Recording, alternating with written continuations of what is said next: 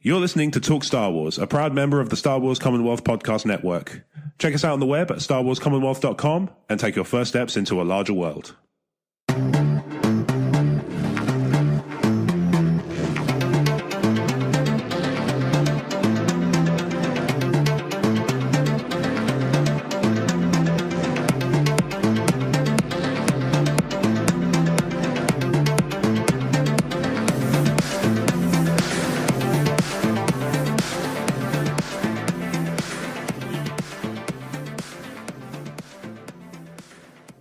Hello there, and welcome back to Talk Star Wars, episode 162. I'm Rob. And I'm Brad. Hello, mate. How you doing? I'm good. You're back. Yeah, I am back. Thank you for letting me have a week off last week. It's much appreciated. Oh, you're my pleasure. It's not a problem at all. I am. Yes. You will find that I am kind. I know. Yeah. Paid as well, normal rate. Yeah, no, that's absolutely. That is not wrong. Did you enjoy your time away? Yeah, I did. We just went up the other end of the country to see my wife's mum and dad. Nice. And so they got to hang out with their granddaughter as well. Yeah. Nice. Nothing particularly Star Warsy, apart from she took her Porg and a couple of Star Wars books with her. Nice. Yeah. No, she seemed to enjoy herself as well. Yeah, that's excellent. Did I miss much? I mean, I heard the show with. It was Andy, wasn't it? It was Andy, yes. Yeah. I knew it was Andy, but my brain just went, was it Andy? Yeah, I know it was. I know what you mean. Yeah. I do that sometimes too. I did enjoy that show. Good. Excellent. Well, pleased to hear it. Hopefully, you know, you are not alone in feeling this way. And I get the impression you're not, but it's always... I think Andy's a really good fit for a show. It's always fun when he's on. I like Andy. Got a lot of time for Andy. Especially when there's news about video game stuff. It's handy to have. Definitely handy to have him around. There. Yeah, handy to have him around for sure. Yeah. He's usually read everything around something video gamey, which is handy, a lot of the time. Yeah. So, it's a little. It's actually there's actually a bit of news this week, which is is quite nice. Yeah, and, especially on the tabletop front. There's a bit of tabletop stuff, in the offie, and there's also some book stuff, and there's some rumoured film stuff, and we may have got there naturally, but actually somebody specifically asked about it, so we're definitely going to talk about that at some point. Okay. But in the meantime, our first message comes from Vesuvi. Now, obviously... No!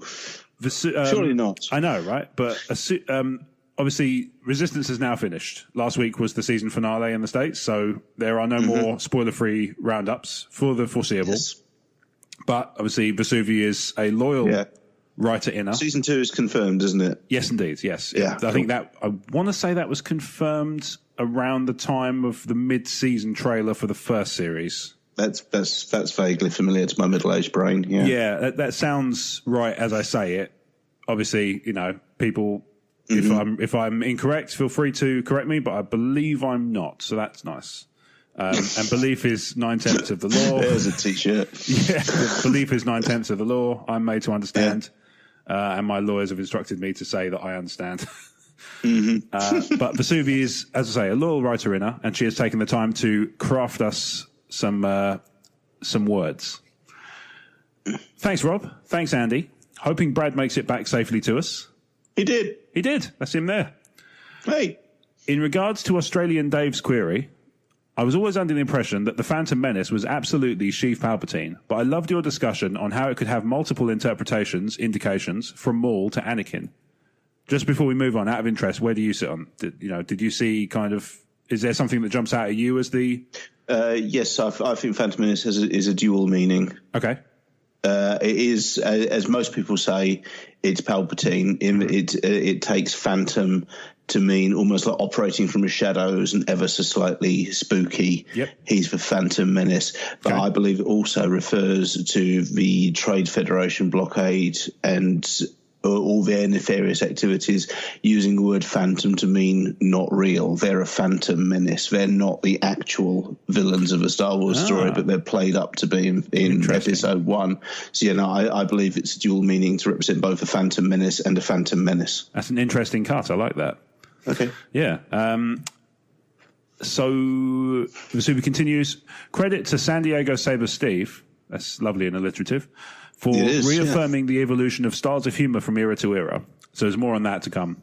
Spoilers. Cool. I'd like to add that the shift isn't always correlative to age. Epoch and maturity vacillate independently as far as I've been able to discern. Mm-hmm. I heartily join Australian Matt's consolation of the folks in New Zealand, as did we all, I think. And my favourite biscuits, or as we call them in the US, cookies, our biscuits are what you might call scones. Too many to name, really. But since someone gave me some Girl Scout tag-alongs recently, I'll say they're pretty close to the top. Peanut butter patties. Peanut butter patties covered in chocolate. That does sound nice. Isn't she in Peanuts? Sorry? Isn't peanut butter patty in Peanuts? No, I think you're thinking of she's in Peppermint, which is the lesser known. Okay. Yeah, that's the lesser known. It's like the poor man's Peanuts. It's a Calvin and Hobbes spin-off, yeah. Yeah, kind of. It's one of those ones like you can see what they were trying to do, but that you just wish they hadn't bothered. Yeah. And as a bonus, the orange scone. Oh man, that's what I want on my gravestone now. So you can see what he was trying to do, but you sort of wish you hadn't bothered. I kind of want that. Yeah. Yeah. Race you to the grave. Yeah. And as a bonus, the orange scone from Au Bon Pain edges just above the maple oat nut scone from Starbucks for me, but I've never met a cookie nor scone I didn't devour. Triple negatives are a Sith-esque indulgence. All right.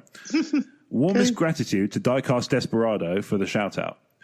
During this part of the discussion, Andy mentioned Taika Waititi in regards to Thor Ragnarok. I'm curious what you all think of Mr. Waititi suggested via a recent Instagram post from Jon Favreau, voicing of IG-88 for The Mandalorian. What do you think? Firstly, it's never been confirmed that is IG-88, has it? That's just an assassin droid. Yeah, I mean, it's implied, but it's I would be right, against it purely on the grounds. Firstly, I always assumed IG-88 was silent. Don't ask me why I assumed that. There's absolutely no grounds for it. He doesn't say anything in Empire. He has quite a menacing robotic voice in Forces of Destiny, which works. Taika Waititi is a very good director and a very good actor. So there's nothing. The temptation is there to assume that he's going to give IG-88 a slightly goofy or comedic voice because the bulk of his work is in comedy, and obviously he played Korg in Thor Ragnarok. Yes, and so the instant assumption is that he's going to be doing the same thing there. That may not be the case. He may be playing a perfectly absolutely straight part. I hope they don't make him like Korg, just because I'm a huge IG-88 fan. He's always been my favourite bounty hunter. So I'd like him to be a legitimate threat if it is IG-88. And I hope that's where they're going. My concern is what they do rather than who's doing it, I think, because if they are going to do a gruff, aggressive IG-88, I have confidence in Waititi to be able to do that as well. Yeah, I would agree. I think you're right. I think the temptation is to think Taika Waititi equals frivolity, but at the same time, it could also be that he just happens to have the right voice under modulation to make it work on a sort of audio level. It's also worth pointing out that he is directing an episode of The Mandalorian, also and he's the sort of person who would just post a photo like that to completely troll Star Wars fans. That is also a very good point, yes. So there's nothing to say he wouldn't have been in the editing suite or the sound recording booth, which that would make perfect sense. Of course. If he is IG-88, and I wish him best luck and hope he does. I hope we're all happy with what he does. I would agree. I think you're right. I think the temptation is to assume that it means frivolity, but I actually think you're right. I think you're bang on that it's probably just going to be that he might just have the right voice for it in the right conditions, and they might just go with that as a way of sort of making the most use of him ultimately, because as you point out, he's a good director and he's a good actor. You might as well, if you think you've got the right. If you think you've got the right blend, register. If you think you've got the right register, the right timbre, then you can make use of it. And you know, while you've got him there, because he's going to be there anyway, as you point out, he's directing an episode. It might not be that one, but he is directing an episode. He may have been doing a stand-in voice for someone else to be dubbed over later. That's also possible, yeah. Maybe I'm reaching now. If he is doing it, then great. I have confidence in him to be enough of a Star Wars fan to do a good job of it. Yeah, I don't think you're reaching. I'm not concerned about it. No, totally agree. I think it's got a lot of potential, and hopefully, as you say, they're just kind of using him in the right way. Vesuvi continues, I love Jared's notion of John Waters as Tarkin for the parody universe in which I spend most of my time, of course. One of the thrills of my early career is when my videos were compared to the work of John Waters in a nationwide periodical, and there was a John Waters article on the very next page. I still get chills thinking about the moment I discovered that. That is awesome. Oh, yeah, that's pretty cool. That is a very nice little, I was I was mentioned alongside John Waters in a national in a nationwide periodical. So that's, I guess that's, like maybe not Time Magazine, but something like that. Something along those lines, circulated everywhere. Empires, something along those lines. Yeah, that sort of thing. So that's pretty cool. Yeah, absolutely. 3 cheers and high kicks to Andy's take on Leia in the guise of Jamie Lee Curtis. Rah, rah, rah. What do you make of that one, by the way? I like Jamie Lee Curtis a lot, but I don't know, something about that didn't really sit with me. But at the same time, I couldn't really tell you why. Okay. I didn't like it. That's a perfectly fair answer. Yeah, no, to be honest, I would say I love Jamie Lee Curtis. I love everything she's in. She's fabulous. Yeah. But no, it's just something about her for Leia, just for whatever reason, didn't sit with me like it did for you guys. Okay, fair enough. That's a perfectly reasonable answer. Cool. I'm doing them tonight. I'm doing vague, indefensible nonsense. I'm good with that. I'm absolutely fine with that. It's a bedrock of our relationship. Vesuvi concludes, faithfully, though my hips are aching after those high kicks, Vesuvi, Knight of the Commonwealth. Well, Vesuvi, you rest up, and thank you very much, as always, for your correspondence this week. It is, as always, much appreciated. Absolutely. And hopefully you enjoy our takes and Brad's takes on last week's salient points. That's my little potted take there. Yeah, it's cool. I think that's good. So we have a quick one from Dave in Australia. Cool. Now, Dave is probably the most vociferous Last Jedi critic we know.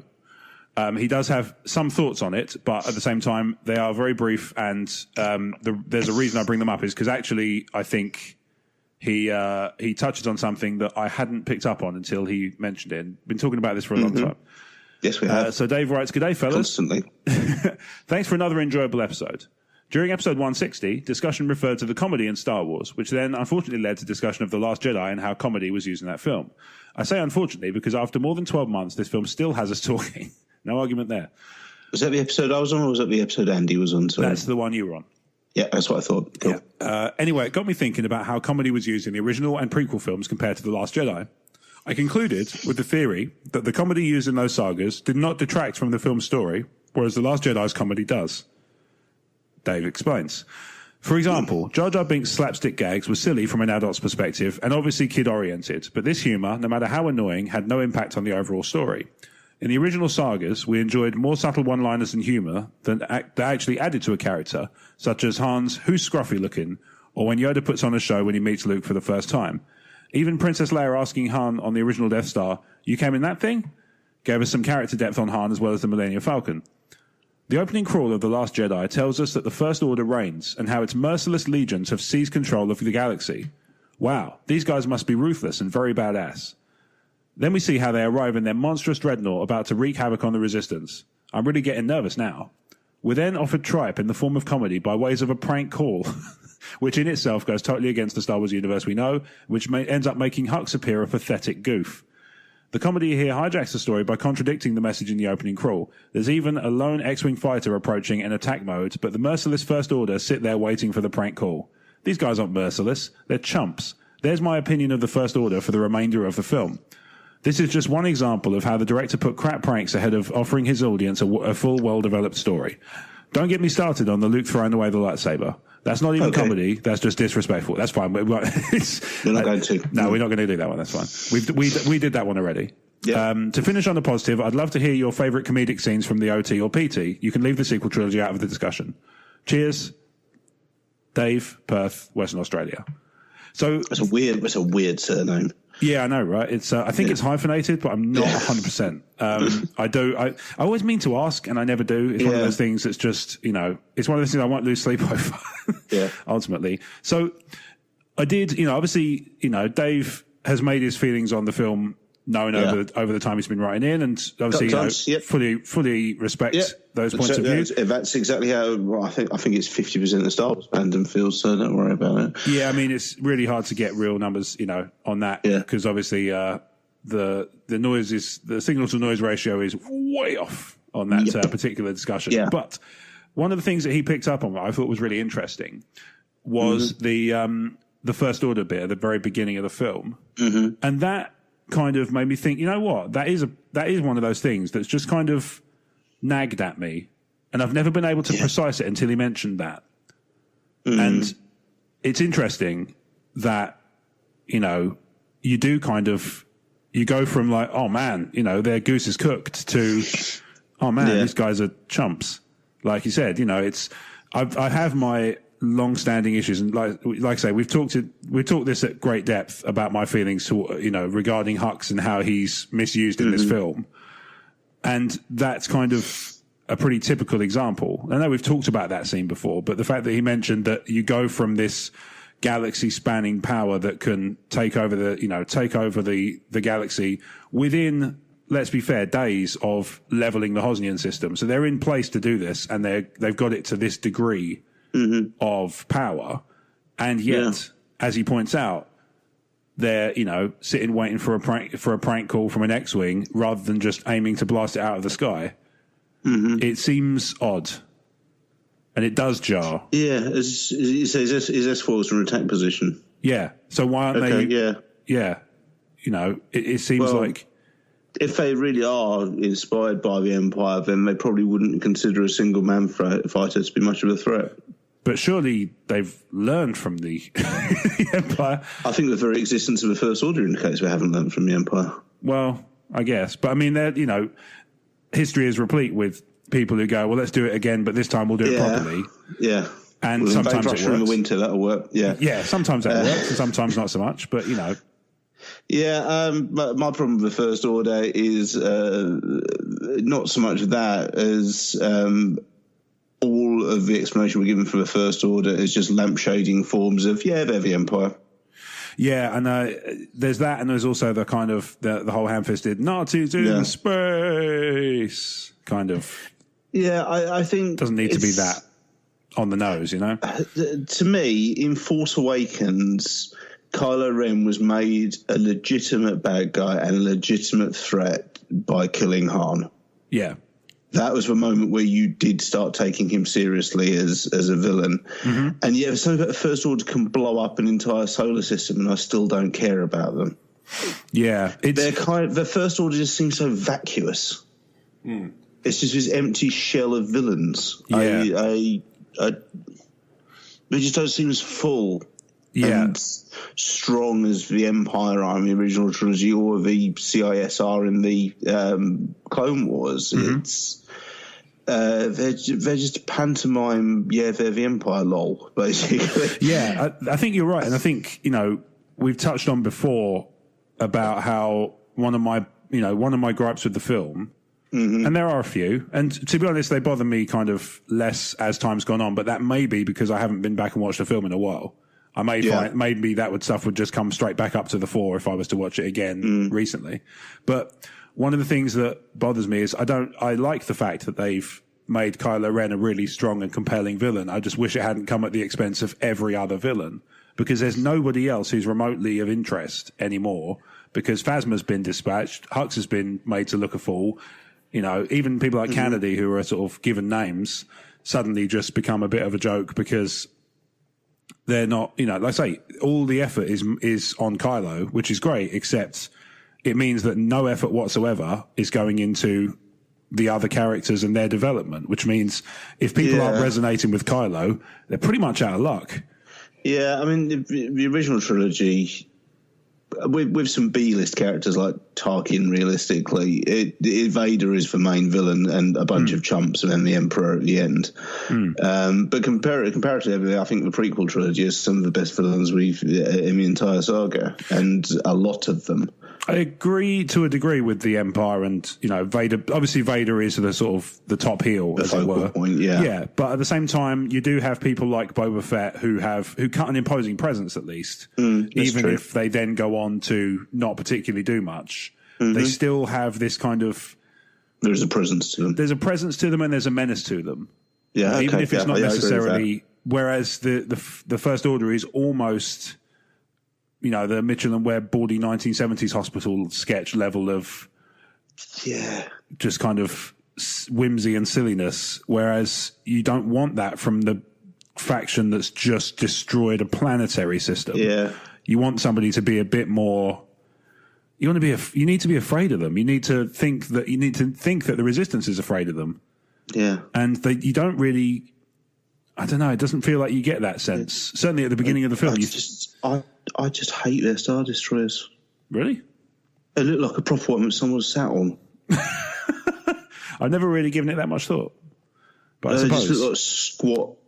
Yeah. They just look like a proper one that's been squashed. That's what it looked like. Yeah. And there's something about how big they are. There's something Warhammer 40,000 about the size of their ships, because obviously in A New Hope we've got this it's not a Devastator, is it? One of the start of A New Hope anyway, that flies over the top of the camera. It's big. Yes. Great. And then in Empire we get that absolutely fabulous shot of the Executor kind of casting a shadow over them as they're flying by, and then we see that.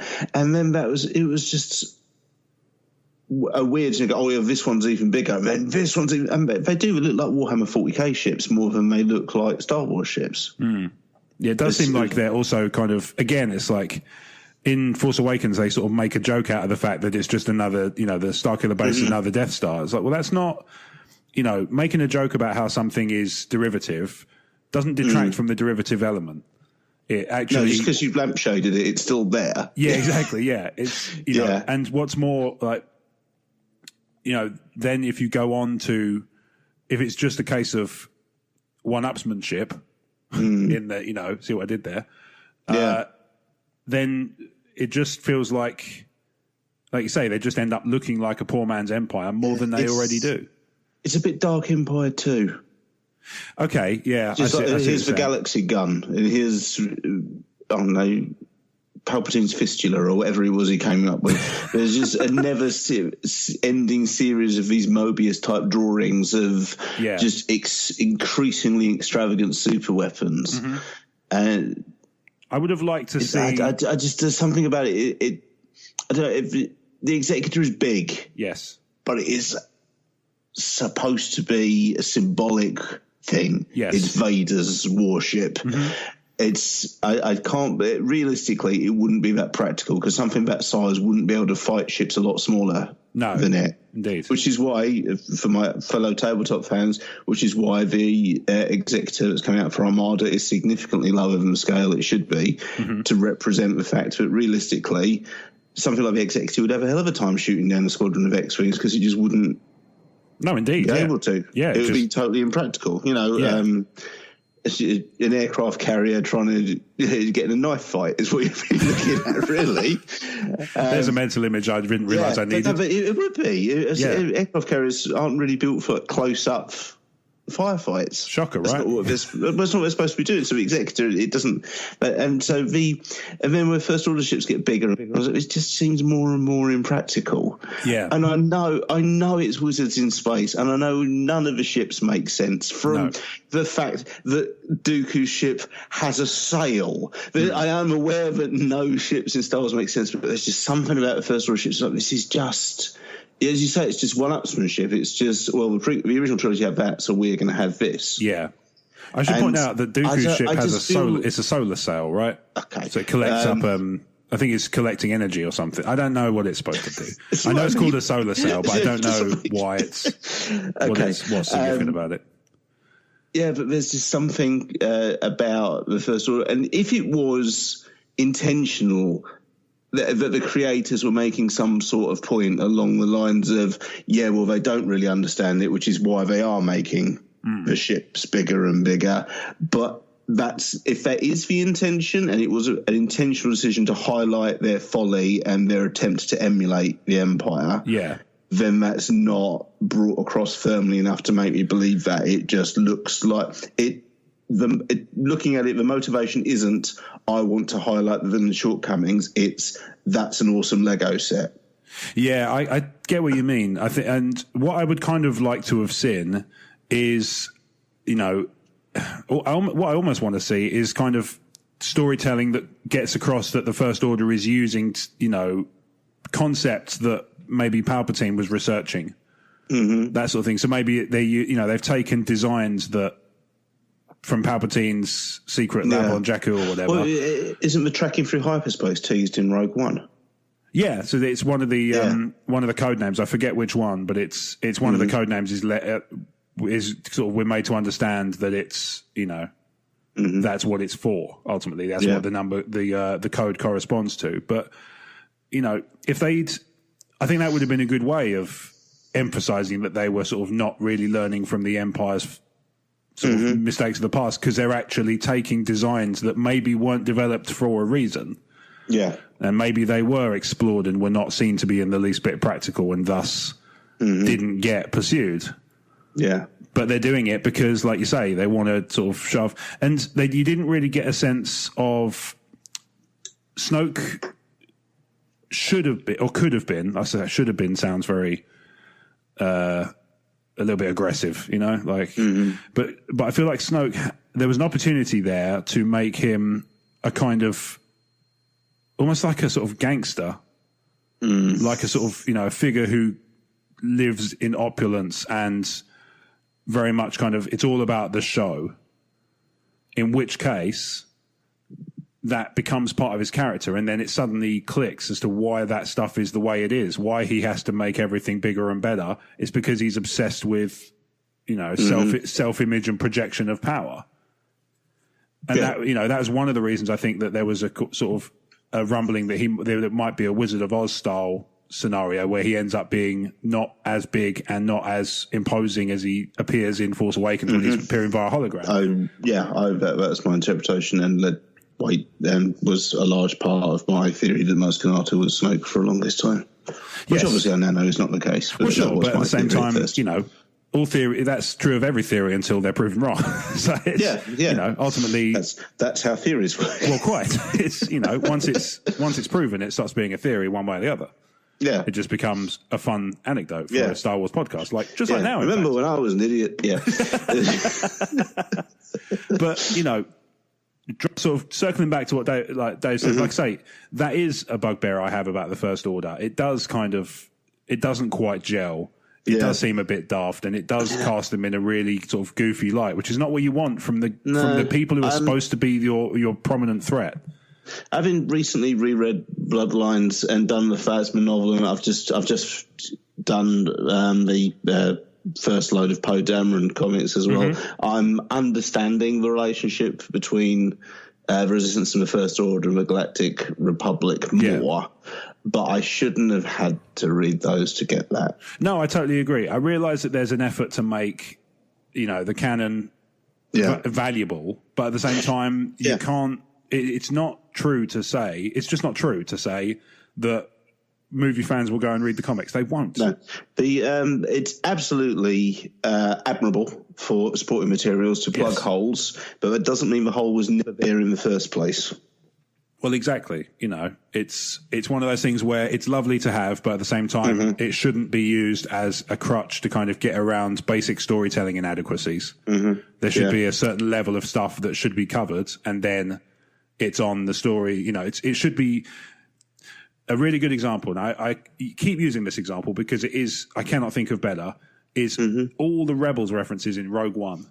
Yep. You don't have to have seen any episodes of Rebels to enjoy Rogue One. Yeah. But for the people who've seen Rebels, it's a lovely little extra. Yeah. And to have a Chopper in there, kind of buzzing around, being Chopper. I actually think a better example, if I may, is the Kanan miniseries that Marvel put out, which came out, I think it was either like after the first or second series of Rebels that started running. Yeah. And in it was it's young Kanan in the direct aftermath of Order 66. And it's revealed that Kanan Jarrus is not his real name. His real name is Caleb Dume. Yeah. That was not revealed in Rebels for a couple of years. Yeah. And when it did, they made a big deal. But if you hadn't read the comics, that didn't matter. But if you did, it was great. Yeah. Again, it was like two different ways. I think there's something Alfred Hitchcock says. He says there's two ways of telling a story. Is you can either have a man and a woman sit down at a table in a restaurant, and then a bomb under the table explodes. Yeah. Or you can have someone come in and put a suitcase under their table and leave, and then the man and woman come and sit at the table, and you know the bomb's under the table. There are two ways of telling the same story, one of which creates tension and one of which creates instant impact. Yeah. And it doesn't actually matter which way around you do that story. That's just two ways of interpreting the same story, which is what the Kanan comic and the Rebels animated series did with that particular plot point. Yeah, there's no, like you say, there's no wrong answer to that, because you still get the impact if, in the first example, you still get the impact of the event. You just don't get the build up and the tension. You just get the impact, and that's you get a different result. I was just expecting them to just never reference it in the cartoon at the time. I thought it was just, people who read the comics can enjoy that bit and say to their friends, actually, in the comics you find out it's not his real name. Yeah. I never thought they were going to bring it into the TV canon. Yeah, and again, it's one of those ones where it doesn't matter if they did or not. It doesn't matter, but I like that they did. It's like Maul at the end of Solo. I think I said at the time, I really am a big fan of the fact they put Maul into Solo on the grounds of...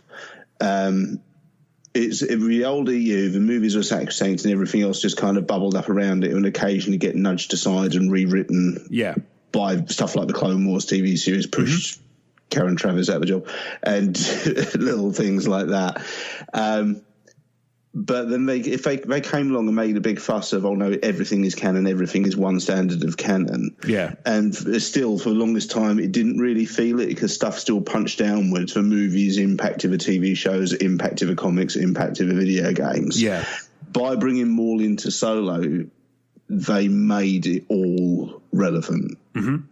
If they don't punch upwards as well, then that original promise of everything being canon has no meaning. Yeah, yeah. No, I get exactly what you mean. That's why I'm a big fan of the fact it does punch both ways now. Yeah, so things can travel in different directions, and it's kind of a cross. It cross pollinates more. But it's like the MCU, the movies punch down into the TV shows, but the TV shows don't influence the movies. Yeah, and can you imagine the explosion if Coulson does turn up in Endgame? I think anybody who thinks that any of the people who are dead up until now are going to stay dead forever, it hasn't read comics. No. Yeah. And I haven't read that many, and I'm not going to, I'm not pretending to be some sort of all-knowing expert, but it's not like it's comics aren't known for their consistency of storytelling across and keeping people dead and things along those lines. I'm not saying I enjoy it. I think Gwen Stacy's still technically dead, but we have a parallel universe Gwen Stacy running around as Spider-Gwen. Well, that's the other thing as well. Bucky was dead for a very, very, very long time. Then he obviously came back as a Winter Soldier. Yeah. Obviously, he's not dead for long in the movies, but for the comics, he was dead for decades. Well, he was. Yeah. Well, I mean, he was dead for decades in the movies as well. You just didn't see him because he died. He died in quotes. Comics run slower. Yeah. Fair. Yeah. I think even Uncle Ben's come back as a clone and stuff. I don't think anyone's stayed dead. No. If there are any massive Marvel nerds out there who can correct me, then please do. Tim, I feel like this is your this is your time to shine, my man. If you have good examples, I was thinking somebody might listen. Oh yeah, fair. Yeah. It's kind of a barrier for entry, I guess. Yeah, I suppose. Yeah, it helps a lot.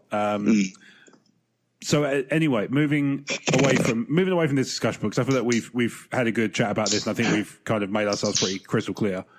Yeah. Favorite comedy moments in the original trilogy and the prequel trilogy. You can do sequel if you want. Okay, maybe I will. Yeah, we'll see how the mood strikes. Yeah.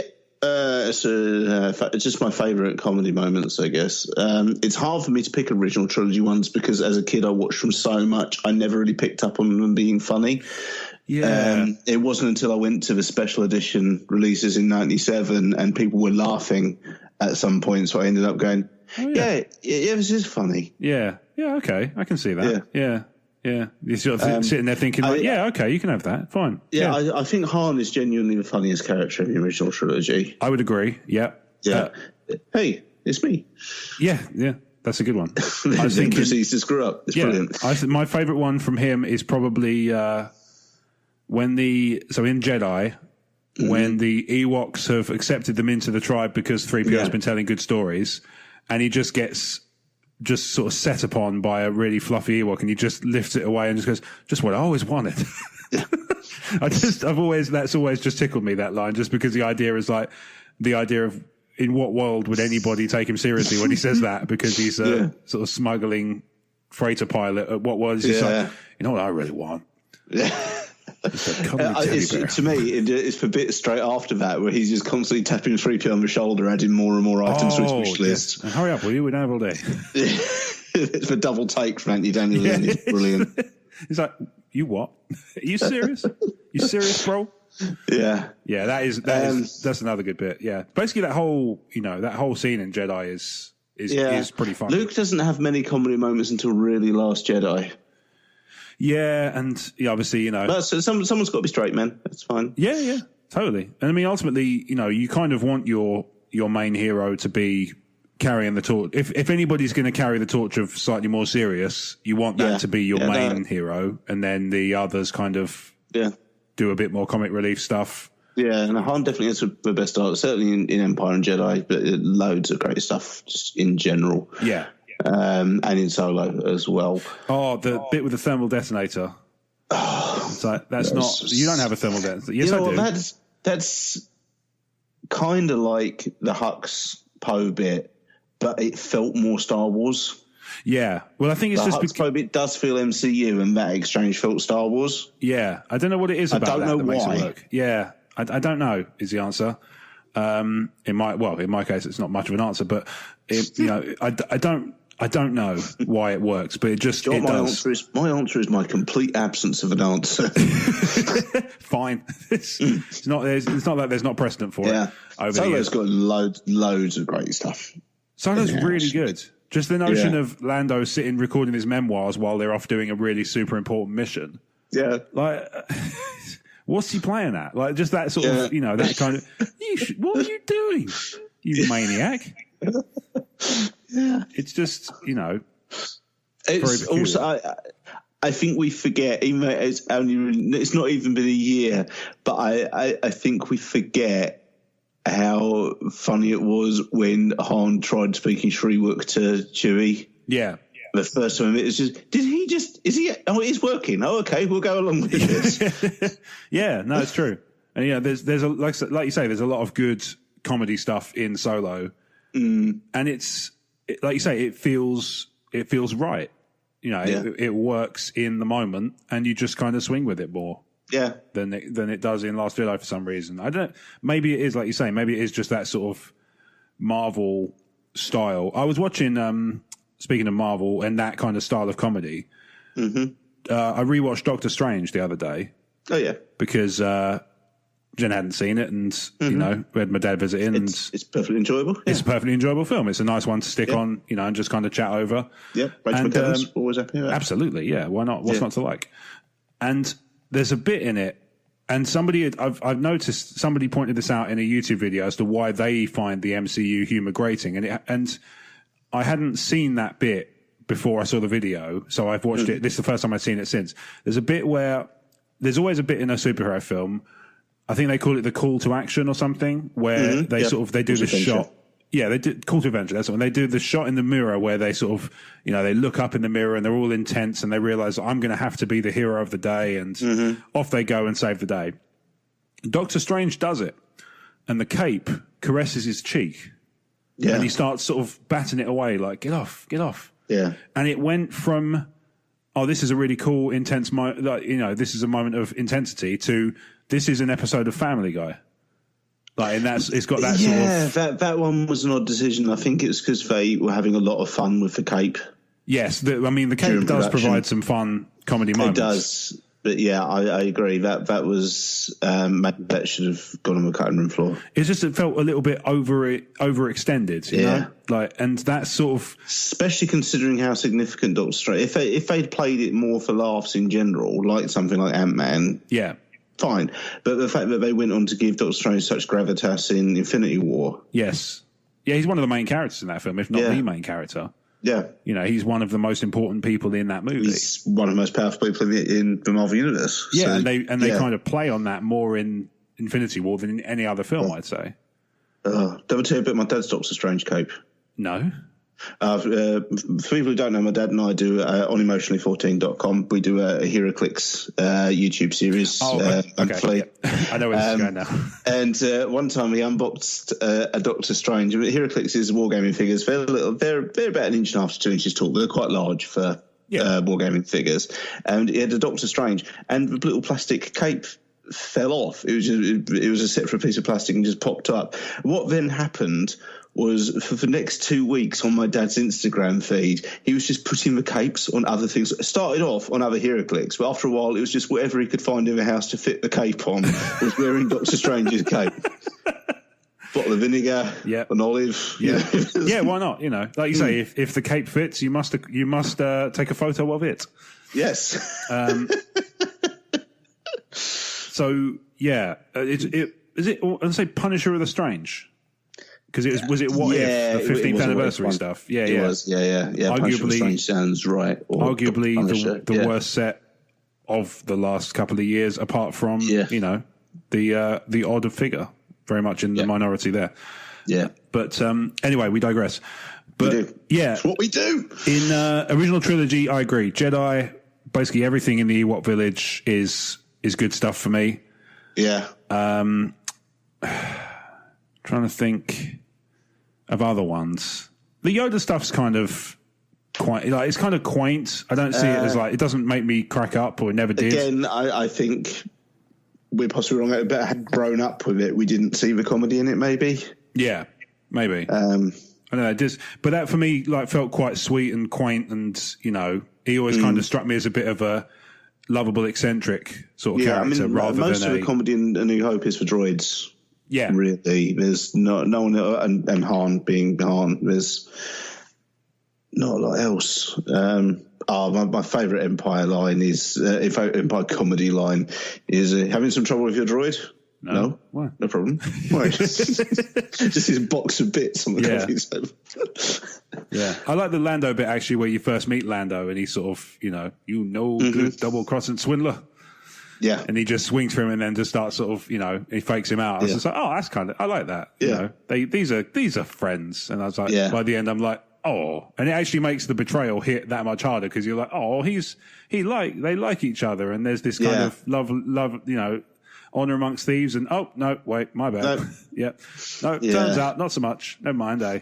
Yeah, I mean, in the prequel trilogy, Revenge of the Sith is pretty devoid of humour, and I think that's probably a good thing. Yeah, I don't think the slaughter of younglings. Nothing immediately leaps to mind as being a funny scene from Revenge of the Sith. Hello there. It's probably the only one I can think of that's even vaguely amusing. Yeah. Do you know what happens in Clone Wars? Trying to think. Well, I appreciate it's a vague question. Yeah, I'm trying to kind of quantify it in the context of what you're saying. If you watch Clone Wars in chronological order rather than broadcast order, the very first time General Grievous meets Obi-Wan, General Grievous drops down behind him and says hello there. Nice. So in the movie, it's actually Obi-Wan returning the favour, taking the Nice. That's a cool little, like you say, a cool little, like an Easter egg of sorts, almost. Yeah. I'm trying to think other prequel. Let's say the slaughter of younglings is not improved with a laugh track. It's not. It's just not. I said the slide whistle would have been enough. Yeah, even then, I feel like there's ways to use it, ways to do that wrong. You know, it's just you could very easily go south. I just feel it just makes me uncomfortable. In all seriousness, the one change I'd make to the younglings at the scene, and it's not 3D as some people suggested. Benny Hill theme. Earlier on in the film, when Palpatine is talking to Anakin, and it's something along the lines of what you told me about the Sand People. Yeah. Just on the mid-range, you get a Tusken Raider cry. Yep. Dub that back in as it wipes away from the youngling scene. Oh, that's nice. That's a nice little extra, as it were. Yeah. That's a nice touch. Yeah, I reckon that works. It's not hilarious, but no, indeed. There's a lot of comedy in Attack of the Clones. There is, and it's not good. Unfortunately, it all sucks. Yeah, it's again, it goes back to that Fists of Ham kind of. Yeah, why do I get the feeling you'll be the death of me? Do you get it? It's funny because he's going to kill him. The good job line is probably the only funny bit. That is good. Yeah, yeah. Just the look at the withering look up, just the kind of vague. You know, Eddie Izzard look up, basically. There's a little bit kind of where everyone's blatantly winging it. It's just sort of, I think it's Lamassu says, you're here to respect the troops, and he goes, that's why I'm here. Yeah. She completely winging it. Yeah. Just like, sure. Yeah. No, no, absolutely. Show me to the thing you just said. Yeah. That sounds like a thing I should do. Do that. Yeah. Go on. I'm not sure if some of Yoda's dialogue is supposed to be funny, actually. Okay. But doesn't land. Because obviously he does reverse almost like German phrasing. Yes. German or Yiddish, that kind of word reversal you get. Yeah. But when he says stuff like, around the survivors are proved to create and begun this Clone War has, that is how he talks. It just sounds stupid in this film. I wonder if it's just you've got this feeling of this film is kind of stupid, and as a result, you just kind of you let less go. You know? Yeah, but it's like that is how he talks, but it doesn't sound right in these instances. Yeah, but you can't explain why it doesn't sound right. It's almost like you hope that he just talks out of sequence when it's whimsical, whereas when he's in a strategic situation, he's if anything worse. And you're like, no, come on, it's time to play serious now, Yoda. Come on, buck your ideas up, laddo. I mean, I think the less we say about C-3PO's parts and Attack of the Clones, the better. They are just not good. No. Just not good. It's hard to put into words the level. It's the closest we've ever seen to a combat butler in Star Wars. Man, that is a deep cut for E14 fans. Hey, you're all E14 fans, right? Listen to all the podcasts. Let's hope. Yeah, maybe we're working hard here. Yeah, maybe if you're listening with your kids, maybe avoid the other ones. No, they've got to grow up sometime. Yeah, but there's limits to these things, you know. Phantom Menace comedy is a very childish style of humour. Yeah, agreed. Yeah, I mean it's hard to dispute that. The attempts at adult humour don't work. No, you're right about one thing. The negotiations were short. See, get it because they tried to kill us. Oh, so good times. Remind me where I bring you again. Yeah. Rogue One again. K2. K2's good. Amazing. Yeah. I find that answer vague and unconvincing. That's the Star Wars quote that's entered my daily life. Yeah. I was trying to think. I feel like there is something in Phantom Menace that... Oh, do you know what, actually? I know it's a silly little thing, but I enjoy... because it's quite a good character moment, when they're sat at the table talking about pod racing on Malastare, and Jar Jar's basically just slurping up fruit with his tongue. Yeah. And Qui-Gon catches the tongue as it's coming back into his head and just that is smooth, don't do that again. Isn't it? It doesn't. I like it because it sort of... just solidifies the power of the Jedi. Yeah, it's funny, but it's there for a reason. Yeah, even for the purposes of the trivial, they're able to sort of draw on this massive well of power. And it's like I say, just even for something as trivial as he's being annoying, stop him. Like, do something about the fact he's irritating people. In fact, do that more often. Yeah, exactly. Yeah, please. Get into a writers' meeting if you can. Yeah. But yeah, that's kind of the only one that jumps out at me at the moment from episode 1. Episode 2, as you say, pretty much good job is the limit there. There's a little bit of, there's some attempts at comedy at the beginning of Sith, like General Grievous, you're short of, I imagined. Yeah. That sort of thing. But again, it's kind of, like you say, because of the way the tone of the overall movie, by the end, you're sort of not really thinking about that. Yeah. You're sort of wondering, could that slaughter have been improved with a slide whistle? And you're kind of coming up short. Like, often is the answer. Many, Rogue One is mostly K2, but that's kind of fair. Yeah. There's something about the choke on your aspirations line. Just, it makes me think of Michelin with a piercing bore. There's no such expression. For me, it's like, how does Vader make that joke and not realize he's a dad? Yeah, I didn't agree with people who said it was out of character, Vader. I thought it was spectacularly in character. Oh, Vader. Yeah, Vader chucks in, makes attempts at stupid jokes. Yeah, accepted. Yeah, exactly. That's probably my only one from Empire. Really. Well, that's one of the sort of ones that jumps into my head from Empire. Is that, and like I say, some of the Lando stuff kind of works on that level. Yeah. I've got a good take on this when we finish with the main movies. Okay. Let me think of any. If I'm trying to think if there are any others that spring to mind from any of the other films. I mean, there is one from Force Awakens is great. It's loads of, again, mostly Han. There's lots of great comedy in Force Awakens. I'm going to say one line that you're going to instantly start laughing at. That's not how the Force works. Brilliant, right? Yeah. Immediately followed by, "Oh, you're cold" is brilliant. That bit is fantastic. Yeah. There's bits that are funny, but I think they happen too fast for you to process them. Like, I never think about whether these things can be done until after I've done them. It's everything around it's happening. Yeah. Everything around the joke is happening too fast for it to work, I think. Yeah. But it's not that it's not that it's not funny. It's a good joke, but it's not. It kind of, like I say, everything is happening too fast for you to register what's going on. You got a trash compactor? Yeah. Yeah. And then for, let's say, other ones in Force Awakens. Kylo's tantrum followed by anything else. Yeah. Or just the one where the stormtroopers walk into the corridor as he's sort of slashing the place to bits. Yeah. And then they just turn around and walk back the other way. I'm not sure if that's true, but I've heard one of those troopers is Kevin Smith. Oh, okay. Apparently. I don't know if that's true or not, but I heard that somewhere. So I don't know. I know he has, I believe he has a cameo in the film, and that's my understanding is that's where it is. So okay, cool. Whether that's true or not, I don't know, but that's what I've heard. What was your one? Because I think we've kind of run the. There is one in Last Jedi. What? There is one. Okay. Can you reach out? Can you feel it? Can you feel that? Yep. That's the Force. Can you feel the Force? Can you feel the Force? Yeah, I can feel the Force. Slap. Yeah. It's just that bit, but for two reasons. I like it because it's quite funny. It's quite that's sort of the good kind of implementation of Grumpy Luke. Yeah, and it also it makes Rey quite likable.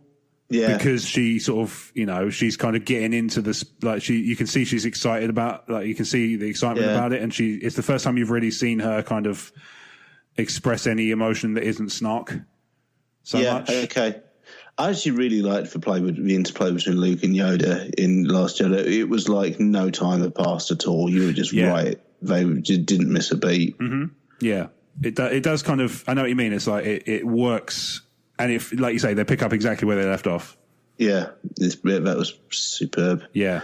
What was your one? I was going to say, what was some of your favourite bits from many of the many Star Wars parodies and spoofs there's been? Oh, okay. One of my favourites is a robot chicken one. I'm not typically a huge fan of Robot Chicken, but when it really makes me laugh, it really makes me laugh. Yeah. Which is the Crate Dragon sketch, it shows these Loch Ness monster type creatures swimming around in the ocean. One says to the other one, "Oh, come on, there can't possibly be an entire planet defined by a single topographic feature. You can't just tell me that as soon as I leave this lake, there's nothing but desert for miles and miles and miles. Anyway, I've got to push out for myself. Look out, world. Here comes Crate Dragon." And then it just cuts to C-3PO walking past a Crate Dragon skeleton.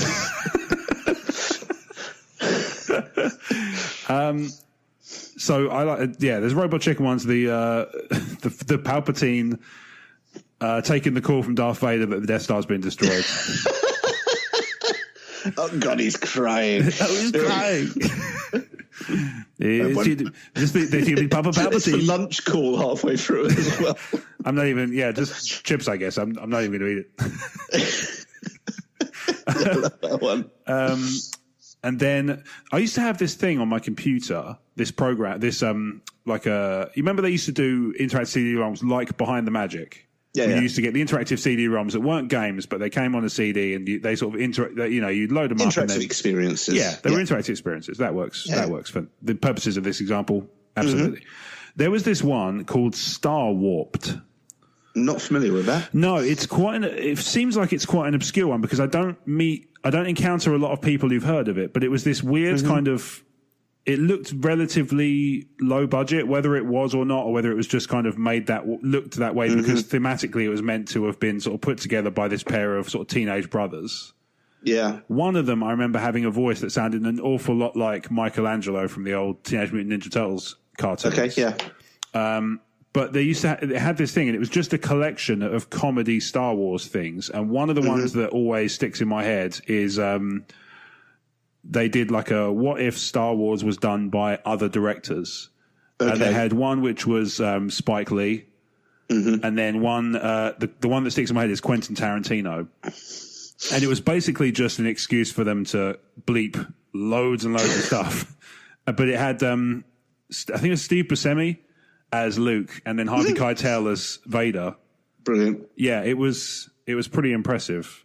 I do love in Spaceballs Dark Helmet playing with his dolls, that whole improv scene. Yeah. Rick Moranis did. It says, "No, sir, I didn't see you playing with your dolls again."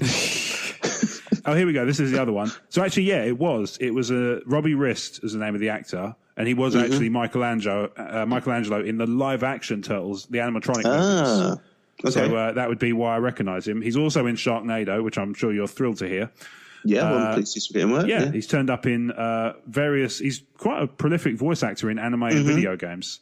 But it also had quite a decent cast, which leads me to believe it wasn't indeed amateur production. Maurice LaMarche is in this, to give you an idea. Okay, yeah. But that was the other one that it just popped into my head because I found it on IMDb. They had a quiz thing called "You Don't Know Jedi." And it was basically just "You Don't Know Jack," but Star Wars themed. Oh, really? That's interesting. But it was, me and my sister had endless amounts of entertainment out of it because we just watched these sketches and answered these trivia questions and all that stuff. And you just went around this sort of, like I say, this kind of fan-made approximation of the Millennium Falcon in the sort of game world. Okay. It was 97. It was released. Okay. But yeah, it was a very. It was a very obscure thing. Like I say, I don't know. I might see if there's some playthroughs on YouTube or something. Yeah, I don't know of many people who've experienced it, but it does seem to be an indie one. Yeah, I don't know where we picked it up from, to be honest. Yeah, might have been one of those ones we just got recommended by a friend or something. I mean, I think Spaceballs is generally one of my favourite comedies. Anyway, it is rather good, so brilliantly paced. Yeah, and what a cast as well. Oh, yeah, it's superb. And it's all, everybody works in their roles as well. It wouldn't work if you had a really good cast, but it wasn't. They weren't in the right parts. It's just the constant merchandising jokes as well. Yeah. Spaceballs for bed sheets, Spaceballs for toilet paper. Yeah. But it's like having Tommy Lee Jones in Batman Forever playing Two-Face when he so obviously wants to play the Joker. Yeah. And I think that's mainly because he has to out-camp Jim Carrey. Yeah, who unfortunately was also playing the Joker. Yeah, but they're both in kind of, you're talking when Jim Carrey is, in Hollywood terms, he's white hot. And Tommy Lee Jones has to follow that. And apparently, behind the scenes, he hated Jim Carrey. Apparently, he just walked up to him one day and just said, "Oh, I can't stand working with you." I'm like, wow, lovely. Yeah, I get it. Whether that's true or not, who knows? But that's just a story I heard. But one of those things from behind the scenes. Yeah, you say you can certainly understand it if you're trying to do sort of. It's hard enough. I mean, I can't imagine Tommy Lee Jones has an easy time being campy. Doesn't strike me as the type unusual casting choice, to be honest. Yeah, he doesn't strike me as the type who can glom onto that particularly easily. Not least of all. I wonder if he was brought in before. Well, the director, his name escapes me. Joel Schumacher. I wonder if he was brought in before Joel Schumacher was. Maybe because a darker movie, more fitting in with Batman and Batman Returns, he would have worked. Yes. So maybe if it was a Burton gig. Or more Burton-esque take. Yeah. Once Jim Carrey came on and Joel Schumacher came on, maybe it wasn't the movie he'd signed on for anymore. Maybe, yeah. And this is in the days before people would get wind of these things on Twitter and start spamming the studio to get rid of people, like what it seemed to happen to Colin Trevorrow. Yeah. It was a better time, really. Yeah, it was a better, in many ways, yes. But at the same time, if those same fans... It was also a better time because Batman and Robin didn't exist yet. Well, there's that too, yeah.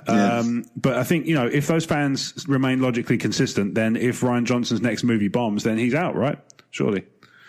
Not that I'm suggesting he should lose his job, but if it's all about the quality of if it's all about the quality of the last thing, then if his next movie doesn't light the world on fire, then they should cut him loose, right? Everyone? Fandom? I don't know. What do I know? I don't know. What do you know? I don't know. A bunch of stuff. Oh, tag him. We can't not mention Tag and Bink, surely. Oh yeah, no, we can't gloss over that for sure. Tag and Bink's so good. It's it's Star Wars does Rosencrantz and Guildenstern are dead.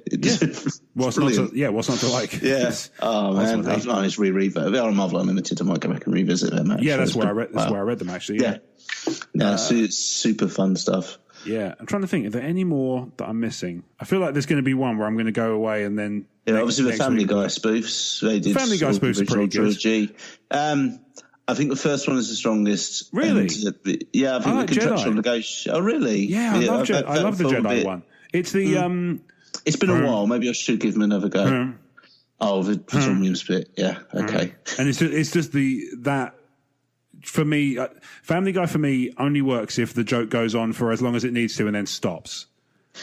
And that Which is something they're not very good at in general. It's certainly something they are inconsistent with at best. But yeah, that one for me, that joke in particular, did the right amount of goes round. Has he got the Caddyshack splice as well? Yes. Yeah. Yeah. That's the come on. We're waiting. Yeah. Yeah. That's Caddyshack. Yeah. It is, yes. Yeah. I've been sitting there every time I see it going. I know this, but no. I haven't seen that for a long time, man. I don't know that I've seen it all the way through. Maybe I should fix this. It's some very, very strong comedians of the time doing a mostly improv script with all the good bad that entails. Oh, speaking of, comedians I'm fond of, I watched the first episode the other day of Norm Macdonald Has a Show on Netflix. Have you seen it? I have not. If you like Norm Macdonald, and I believe you do, it's fantastic.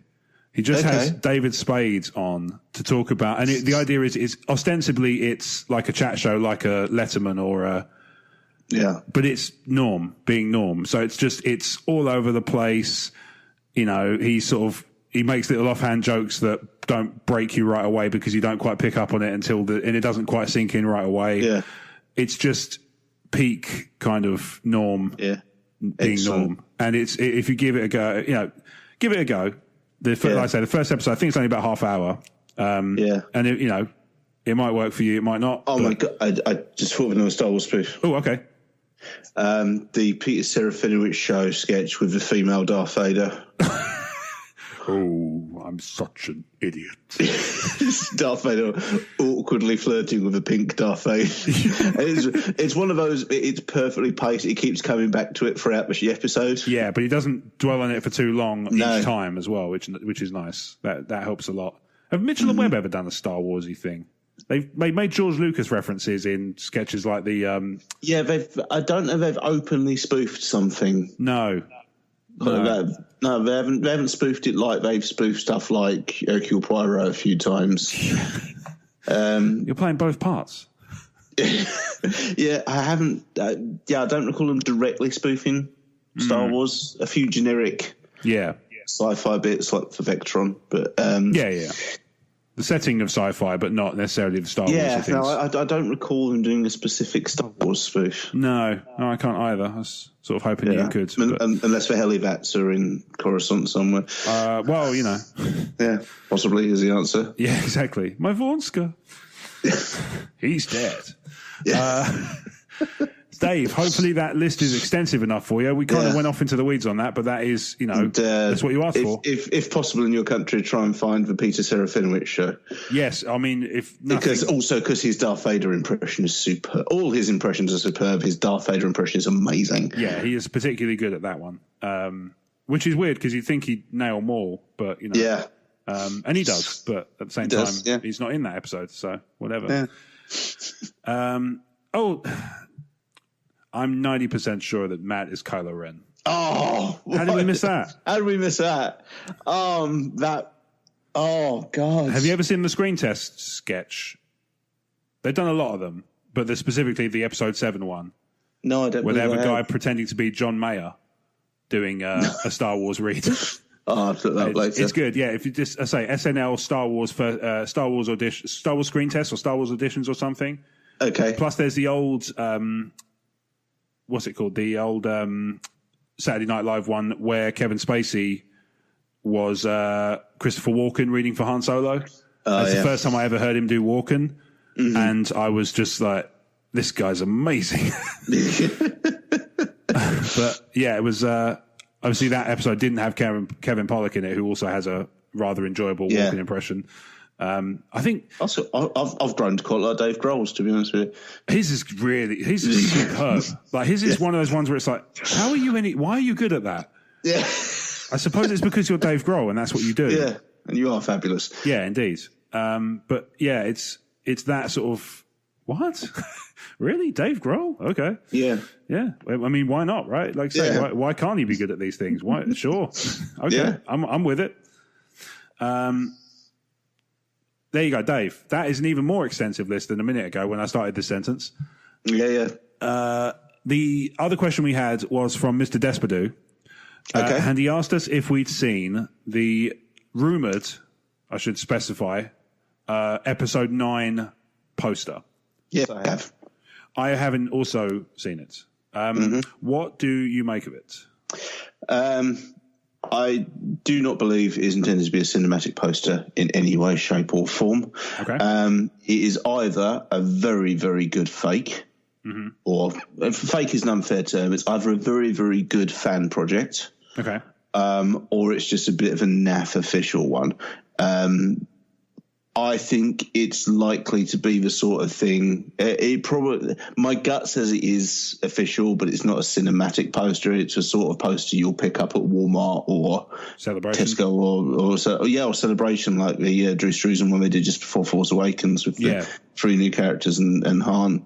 I can see it being a promotional giveaway. I can see it being a poster you can buy for your kid's bedroom.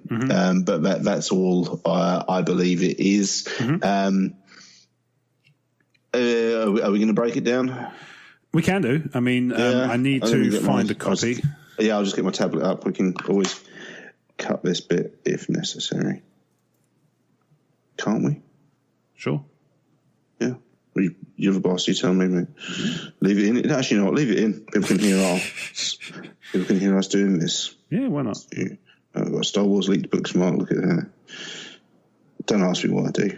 Well, on Reddit, you mean? Yeah, to be honest, it's because I'm on a Star Wars podcast and it's handy to have Star Wars leaks bookmarked. Yeah, it's fair. I was thinking it might be fun to...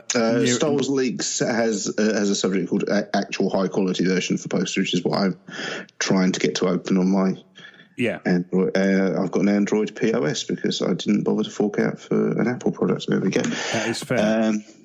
Okay. I've got it on screen, so ready when you are. Yep, cool. I think I've got mine as well. Yep. Okay, so, we've got like a poster. Yeah.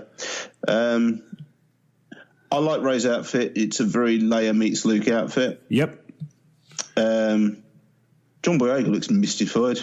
He does, doesn't he? Yeah. Poe looks a bit like... This is one of the reasons I wonder if it might not be a real thing. Only because Poe looks very much like some behind-the-scenes photos that did the rounds of them in costume. Yeah. And I don't know whether that's just a still from that somebody's taken and put in place. Similarly, yep, the Falcon looks very like the Falcon from a Solo poster. Yes, it does.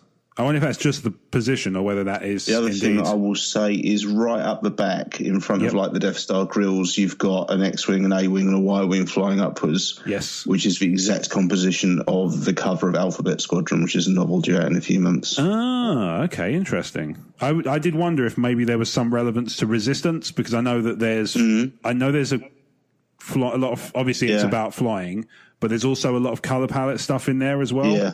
I seem to recall them having different color streams or something. Yeah.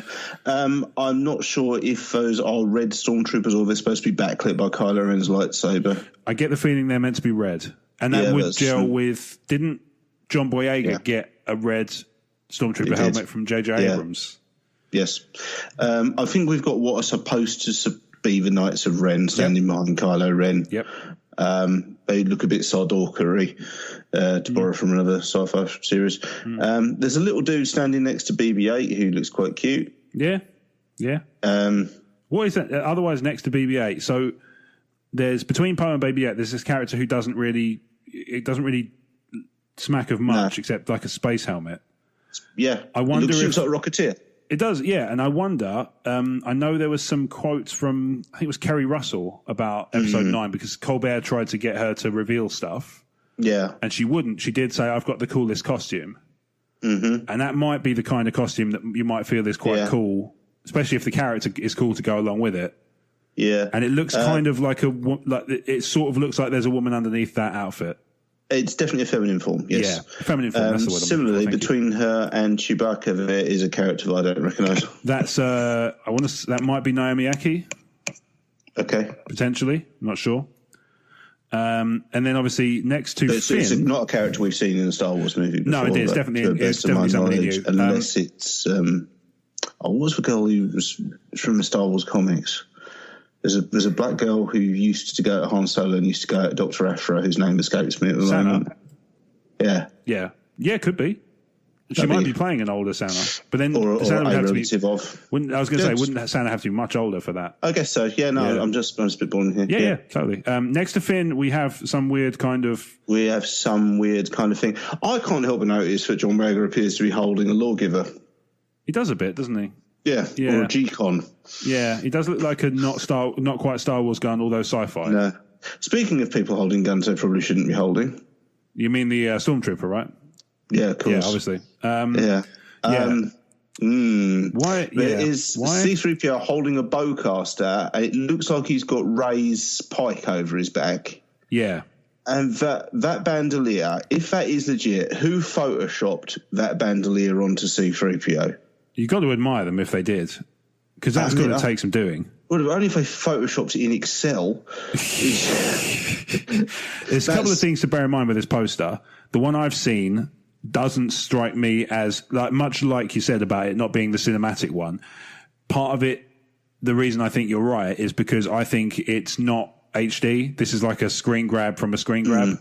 Maybe, yeah. So I think it's not the most high-def version it's going to get. The only other thing I thought of real note is if you go down to the bottom right, there's a new type of TIE fighter. Yes, the one with the sort of completely flat triangular wings. Yeah, it's kind of like an Interceptor, but without the notches. Yeah, which, again, if you're sort of going down the First Order is just like the Empire, but not as good route, then that would make sense. Yeah. I'm loath to overanalyze this because I'm not a fan of overanalyzing posters in general because there's not usually anything of substance other than here are the actors that are in this film. Yeah. It's nice to find sometimes you can find little Easter eggs by sometimes a little bit, but... don't even spend an hour doing it. I don't think they're going to dump any spoilers in this poster. Again, if it is official, Star Wars, Disney, LFL have not yet... claimed ownership of this picture. No, but it seems... They've not denied it, but they have not confirmed it either. Yeah, it seems like it could be legit. It does. There's enough in there that is new enough to me. Yes. Or that fits in with other rumours I have heard. That lead me towards this being, like I said, it's either a very, very good fan project or a bit of a naff official project, and I think it's a bit of a naff official project. There's just I just think the composition of it isn't great. If you do the 3x3, you imagine like a 3x3 grid over it. There's no point of focus in it. Right. Yeah, you do you have to split between Ren and. I mean, if you did do a 3x3 grid over it, your first point of interest is between the new character and Chewbacca, and then the Falcon jetting off, and then the new TIE fighter. So it's just not well composed, certainly for a cinematic poster. But this doesn't have the style of a Star Wars cinematic poster anyway. Yeah. Out of interest, let's say for argument's sake, this poster is legit. Where do you see Richard E. Grant? If his character's in the poster, it would be a Knight of Ren, right? I mean, as you say, if his character is in here, then it would have to be, or unless one of the Red Troopers is a special character, a la Phasma. Yeah, that could be. Yeah, entirely possible. It's or the goofy alien thing standing next to Finn. I hope not. I just feel like it would be a waste of Richard E. Grant. Yeah. I feel that's the kind of thing you give to an actor who's maybe a little less... I mean, let's be honest, it looks like Miranda Hart. I doubt very much it's going to be her voice. Zoom in and tell me I'm wrong. Could be Matt Smith. Because he was making noise about not being in the film. Like on screen. Well, okay, yeah. That would be one way around that loop. That would be one way to loophole that particular comment. It's one of my favourite Rick Mayall jokes is, all I'm saying is don't bother going to see me in Superman 3 because I'm not in it. Yeah, I mean, that's a perfectly reasonable observation, I would say. I would imagine if you want to not see Rick Mayall, that's a good way of doing it. But otherwise... So Mr. Desperado added a little bit more, so I'll just read what he said in addition to this. Greetings, gents. Thank you for covering my questions on your last episode. You're most welcome. Thanks for writing in. In regards to the question about Michael Cera playing Anakin, I was actually joking. It certainly would have been possible, but I was imagining him playing Anakin very much like he played Scott Pilgrim. Although that could be very funny, I don't think I'd want that to be canon. I just saw a leaked poster supposedly from episode 9. It looks very good and could well be real. Rather than send an image, I'll send a link in case you do not wish to see it. But yeah, too late. If you're on Twitter, Mr. Desperado, that's very kind of you, and I really appreciate, in fact, I'm going to go really sort of far out on this one and really overemphasize the point because I want to make a grander point. I really appreciate the efforts to keep people clear of spoilers without them having said, I want spoilers. Because if there's one thing that drives me up the wall about the internet, it's this attitude of, I've seen it, it's not a spoiler anymore. Like, it's an easy trap to fall into, whether it's intentional or not, but be aware of it. Or just get over yourself. Like, it's, if your only barrier to whether or not it's a spoiler is it matters to you, then you're maybe a touch on the self-absorbed side, perhaps. Yeah. Just a thought. Maybe work on that. I'd be interested. Something that's just occurred to me about this poster, actually. I would be interested to hear San Diego Saber's take on this, because Kylo's using a very unconventional grip on that. Yes. Yeah, that is interesting, That is almost like a samurai katana grip on what is essentially a claymore. It's very unconventional. Yeah. Now, that may be because, maybe they're going to emphasize that sort of samurai Ronin point on the Knights of Ren. Very possibly. Maybe that works. Yeah. It's just, it just only just struck me how unusual. It doesn't look right holding a claymore like that. No, indeed. It is odd. But it almost feels like they're missing a trick by not having the two lightsabers, intersecting, and then something alongside it that makes it a 9. Yeah, possibly. I know it's a bit cheesy, but I feel like on a teaser poster that would work. Yeah, totally. Yeah, but like I said, my gut says this is legit, and it's probably something for celebration, like a promo poster or the cover of the program brochure. The timing seems a little bit too much of a coincidence to not be that. I think you're right. I think that seems like, if there's one reason why you might have more posters in circulation that somebody might be able to grab a shot of, upcoming big Star Wars themed event seems like a really good reason to have it. You know, it just seems like that makes entirely perfect sense. Yeah. So, Mr. Desperdoo, thank you for your question, and thank you very much for thinking of us in regards to spoilers. I realise as we're doing this that I didn't mention that if people were looking to stay spoiler free, then obviously the last sort of 10 minutes or so is probably not the best. So, you know, apologies if you were trying to steer clear of that stuff in the future. Yeah, we should have thought of that. Yeah, as we get closer to the film, it will be easier to say, you know, we'll do. You know, we can always do it the way it used to be done. We should have it at the end. Yeah, exactly. Yeah, in the future we can do it where we used to do it, which is I have just noticed something that I probably. I'll tell you later. Okay, to avoid spoilers. Okay, cool. So a little bit of Star Wars news. You reckon? Yeah. Is it a poster? It is not. It's a book. Oh, yeah. Which is, in many ways, a series of very boring posters. Yeah. Right. Next time I get to write a blurb for one of my books, I'm putting that at the top attributed to you. Do it. Yeah. A series of boring posters. Maybe not make it boring, just a series of very wordy posters. Yeah. Yeah.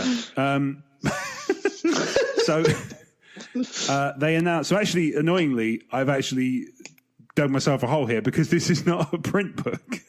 Oh yeah, true. So this got announced on the Star Wars Books Facebook, and obviously it's done the rounds on Star Wars proper, you know, social media channels. In the meantime, a new project releasing on April 30th. Star Wars Dooku Jedi Lost, the first ever audio original production from Star Wars Books. This one caught me completely by surprise. I think that's fair to say. I think most people's reaction is, oh, really? Okay. But it's narrated by Mark Thompson, which obviously, you know, always goes down well if you're a fan of Star Wars audiobooks because he is the best at them. Not to take away from Jonathan Davis because he too is cracking, but Mark Thompson is the first name I think of when I think of Star Wars audiobooks. Absolutely. John Davis a close second. Anything Dark Side, I think of John Davis first, to be fair. So, yeah. Written by Kevin Scott, it follows the tale of Sith apprentice Asajj Ventress as she takes on a mission to uncover the secrets of her master Count Dooku. Narrated by Mark Thompson with other vocal performances by a full cast, the recording promises to deliver an epic exploration of a new chapter in Dooku's story. It is an audio-only project for now, but if you've never stepped into a Star Wars audiobook, this is a great place to start. Pre-order on audio platforms will be up soon. The audio is on sale April 30th. How cool is that? And I'm so happy. It's great. I appreciate that, but my tone of voice didn't convey that.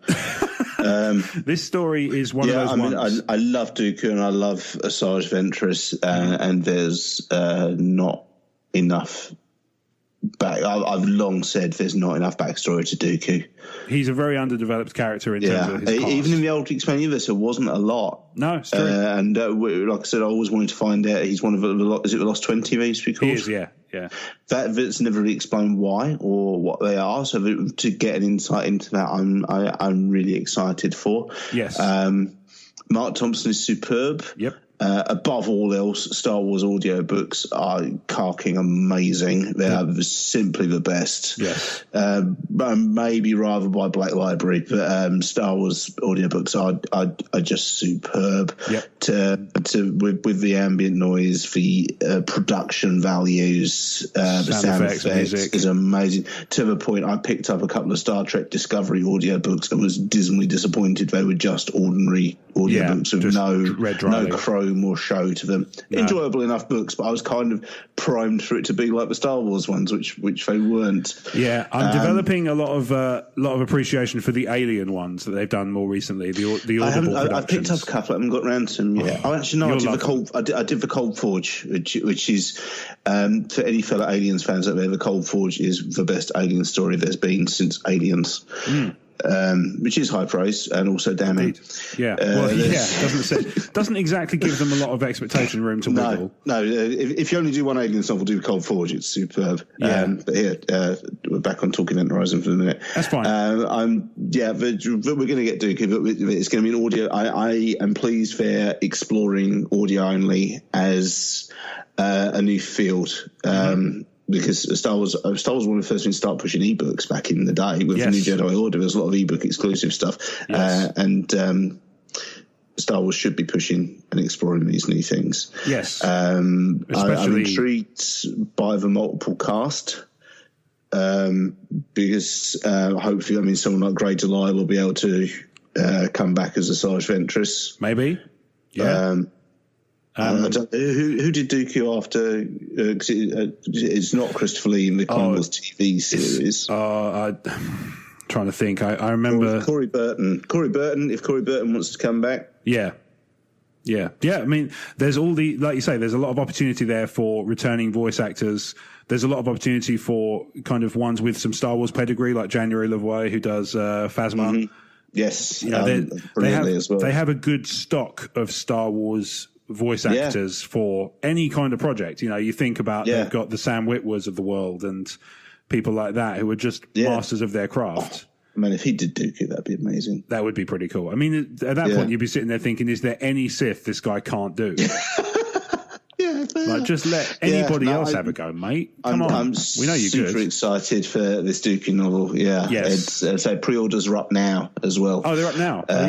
Pre-orders are available as of time of recording. Yeah. Cool. So that's definitely going to be the case. Certainly an Audible UK, which leads me to suspect it will be in America and other territories as well. If we've got it, then America should definitely get it, because generally we don't get much in terms of, it's getting better, but it's not the best. Yeah, we don't get the best. Come on, guys, we work hard for you. Exactly, So get out there, get some pre-orders down.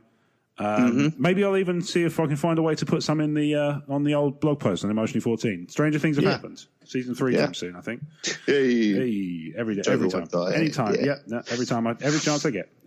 Yeah. So that's the big news out of the week. And let's say that sort of the leaked poster has been the one that's got fans talking. But in terms of actual news, that's the big one. The audiobook featuring Dooku. Yeah. Unless I've missed something. Adepticon, we've got some Star Wars tabletop news, but I don't know how much of interest that is. You did mention that, but let's do it. We can do it quickly. The most exciting bits are Armadas for getting a new expansion ahead of the Superstar Destroyer, which we didn't anticipate. We thought that was going to be the next thing. It's no models. It's a boxed campaign. Oh, okay. So it's just it's a narrative-driven campaign for you and your friends to play through. If it's anything like the last one they did, it was great because it actually came with like an A2 poster of a section of the galaxy and a sheet of stickers for you to mark out the planets you were taking as you played your series of games. So it was Armada's quite large. Yes. Scale anyway. A squadron of X-Wings in that takes up about 2 inches on the tabletop. It is quite an epic scale. But the fact that you could have, and you had stuff like resources, and it was like Empire at War on tabletop. It turns very much from a skirmish game into Empire at War. So hopefully we'll get a copy of that for file and ready. And if we do, it takes up to 6 players. So maybe that could be something that we can work with Talk Star Wars on. Entirely possible, yes. Stranger things have happened. Yeah, I'm sure totally. That can be, the other big news was Star Wars Legion is getting a second core set, which is Clone Wars. Yes, because there was a Star Wars, I think it was the Star Wars Instagram had put some sort of teaser up about Clone Wars with Legion hashtags in it, which may, obviously instantly your mind jumps to, well, they're obviously going to release something in that regard in the very near future. And sure enough, here it is. It was announced a year ago, like on their Twitter, and there hadn't been anything since then. And then they've confirmed Quarter 3. The core set commanders are General Kenobi and General Grievous, which is what my money was on. Yeah. So hopefully we'll get Dooku and Anakin as a first load of. It's like the Wave 1 expansions would be lovely. Yeah. Or Ventress, I'm easy.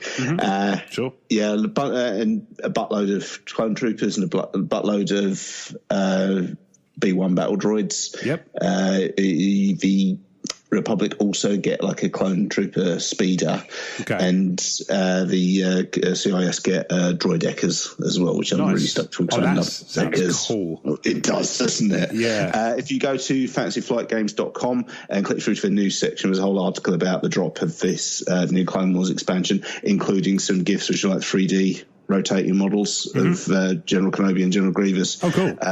General Grievous is multi-part. You'll have I think General Kenobi is just unicast. Okay. But General Grievous, you have the option of making him with 2 lightsabers and his cloak over his shoulder. You can make him with a lightsaber in one hand and a gun in the other, or you can make him with 4 arms or with lightsabers out. Nice. So basically you can do a different build. That's one of those, obviously with Legion, normally the build is in the cards. But in this case, it sounds like you can actually kind of go thematically and make him look the part as well. Yes. Which is kind of cool. Yeah, absolutely. Yeah. And it's also a bit of variation as well, because quite often for these sort of games, people buy 2 core sets because it's actually cheaper than buying the respective bits on their own. So if you are going into a game, quite often you go, actually, I'll just buy a second core set rather than buy the individual bits and then add on what you want. So you could have 2 different, it's a way of having 2 different sculpts of General Grievous to choose from when you play as well. Yeah, that totally makes sense. If you're going to be, if you're going to end up buying 2 core sets anyway, then like you say, you can go with 2 of the 3 different loadouts, and it's nice and simple. So absolutely. And it's most welcome. There seems to be a lot of interest to it. I think I sometimes forget how younger fans may have gotten into Star Wars through the cartoon side of things, because when they first announced it, I was like, okay, that's cool. I like Clone Wars stuff, fine. But a lot of people, our friend runs a local tabletop gaming store, and he had people trading their Legion stuff and saying they'd rather wait for the Clone Wars series. Oh, okay. Interesting. Interesting. So, it's kind of caught the imagination like that. Yeah. So very cool. And I dare say Fire and Ready will be covering that as well. One would hope. Yes. Yeah, it's kind of our remit. Yeah, well, at that point, your sort of questions would be asked, like, what was it? Something we said? Yeah. Yeah, so that's the highlights from Adepticon. Nice. So far. So where's Adepticon then? So is this an American? It is an American thing, but don't ask me where. They've got like 50 states. Yeah, they do. This is true. Yeah. So I'm going to take a wild guess and say Arkansas. All right, fine. Let's go with that. So if somebody does know the more specific location of Adepticon, then feel free to shoot it over to us, and we'll be very gratefully received. We'll pretend to care. Yeah, exactly. By that point, we'll have moved on. I'm sorry to say. We do have other stuff to think about, So there's that. You said when we spoke earlier in the week that you had an idea of don't pitch these ideas unless you're willing to do them. No, I didn't know. If it was to go on the back burner if we didn't have time, and then we've talked about all kinds of stuff. But we can do a few minutes on this. All right. Rob, do you remember the Terminator series of action figures? I do. Do you remember the Bioflesh Regenerator? I had one. Yeah, me too. It was the biggest piece of Sith I've ever. It was awful. It was one of those things that you didn't realise was so bad until you had hindsight, and actually somebody had to remind you, because until the conversation got there, I forget where. Yeah, I know we talked about it on an episode of the Crazy Train, but I feel like it got mentioned elsewhere as well. That it was the first time I'd gone. Had a conversation about it, maybe. Yeah, and I just we both sort of went, one. What? Wait, what? Yes. Yeah, because it was like a bit like a Play-Doh Fun Factory, I suppose. You had a little Terminator endoskeleton, about a 5-inch high action figure. Yep. And you could put him into this 2-part mould, which you could then supposedly injection mould with this pink blancmange flesh. Yes. You could take him out of a Bioflesh Regenerator, and you could then battle damage. You could kind of cut away the blancmange, and there'd be an endoskeleton shown from underneath, which sounds kind of cool. Sounds great on paper. On paper it was. There were a few design flaws where weren't there. Yes. For starters, the plunger didn't actually go all the way to the bottom because it was a flat-bottomed tube and a beveled edge plunger. Yeah. So what would happen would be the top of his head wouldn't get any fluid going to it, and he'd just need to wear a hat at all times. Otherwise, he'd be the most easily detected Terminator in Terminator history. Yeah, the first ones were easiest, but they caught a chill all the time. Constantly sick. Constant migraines, or also they were completely inarticulated as well. Yes, it was a solid piece of plastic. It was a solid piece of plastic, and it was like the first ones had rubber skin, we spotted those easily. Yep. The second ones just stood in a Vitruvian Man formation, roller skating across no man's land towards us. Do you know what? Similarly easy to spot. Yeah, it didn't take long. That didn't take long either, I'm going to say. But I did. Let's say I did have one. It was junk, and I'm really, it's not one of those things. Sometimes I find myself thinking, "Oh, do you know what I really wish I'd held on to?" It's not one of them. No, it was just. Yeah, it was just for constant air bubbles, or he didn't quite form properly. There was, they were sort of the least of my worries. Once you used up the foam, I don't think you could buy more. No, you couldn't. This is true. It was a weird design. And not least of all because it was very much marketed at kids. And that film was not. No, it was weird. I think that's a certification relative to America thing, because they have the... is it R-rated movie? R-rated is... I'm being stupid. Sorry, Americans. I know you have R and I know you have NC-17. Yes. I know one is typically pornography or... R is the one with R is the one that's more. So R is the higher of the two. Yeah, NC-17 is like R15. But it isn't a 15. It's any children under 17 if accompanied by a parent. So in America, if you were 9 years old, you could go and watch Terminator 2 at the cinema with your parents. It's like R12A. But like basically, if we had a 15A, which at one point I was expecting to come because we are gradually just softening on this stuff for no apparent reason. Yeah. It's like a 15A. Yeah. Whereas the PG-13 is more like a 12A. Yeah. Although PG suggests parental guidance, but a parental guidance, I think it's like under 8s have to be accompanied, but otherwise they're fine. So for non-British people, we have U, which is universal, which means no regulation whatsoever. We have UC, which is no regulation whatsoever. It's particularly recommended for young children. Yep. Which you don't see so much anymore, but it used to be. No, you don't. No, it tends to just education programs. Yeah. You can get an E, which is exempt from classification, which is music, and some documentaries can claim to be exempt from certification. Okay. After that, you have a PG, which is parental guidance, which means no regulation, but parents might want to be warned that it may not be suitable for very young or very sensitive children. There's a good example of that one, actually. Do you remember the first adaptation of The Lion, the Witch and the Wardrobe, the one with Liam Neeson as Aslan? Yes, I do. You used to get a lot of, when I worked at the cinema at the time it was out, we used to get a lot of parents upset about one particular scene involving Aslan in that film. Okay, yeah. Because it was, pretty full on. Fair. And so... It wasn't great, but but yeah, that was that's an example of one that's a PG, but that's the kind of thing it's for. Basically, parental guidance advisory. Do your research before taking your kids. We have 12 is discontinued and completely replaced by the 12A. Correct, I believe.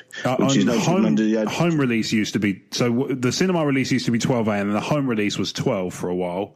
Yeah. And now I think it's just 12A across the board. 12A, so she's not 12 unless accompanied by an adult. I don't know what qualifies as an adult. I don't know if your 14-year-old brother can take you. Over 18, I think. Over 18, okay. 15, which is no people under the age of 15. Yep. And we have 18, which is no people under the age of 18. And finally, and least commonly seen, we have 18R, which is only to be sold by licensed sex shops. Yes, yeah. And, which you don't tend to see at a cinema.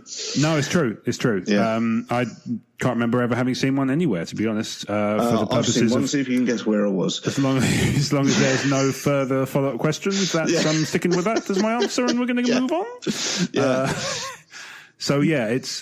It was peculiar to me because it was a movie that was not marketed at children. As you point out, there could have been children seeing it, but at the same time, I can't imagine. For me, a kid coming out of that film, the first thing they're going to say is not going to be, "Can we go and get the toys now?" It's going to be, "Daddy, I have questions." Oh, okay. Well, I'll do my best. Yeah. How can it travel through the time machine when it's completely made of metal and not covered in any living substance? Oh, I thought you meant, not with the bit where he wrote off his own arm. That's fine, apparently. Yeah, that's fine. Yeah. Is that the Hoover guy invented Skynet? No, it's a different Dyson. Do these robots have no bag then? But we digress. Yeah, we do. So I'm presuming there's the reason you bring this up. I know it, but I'm presuming there's a question. Yes, that's a fun game. Could we pitch some Star Wars toys? But they've got to meet the Biofresh Regenerator challenge, which is we've got to know they're a bit naff, right? But they've got to be good enough to get past Kenner or Hasbro, and sufficiently intriguing that children might actually want them. Okay, I see. How far back are we? Kind of all the different eras of cinema. It's me and you spitballing, mate. Just go for it. Oh, is it? What I mean is, I'm just trying to sort of determine the rules of the game. So any era of Star Wars is up for grabs. Yeah. I'm just freeforming here. Yeah. A carbon freezing chamber you can use once. Okay. Just to freeze anything. Yep. The hamster. Yep. Yeah. Liquid nitrogen carbon freezing chamber.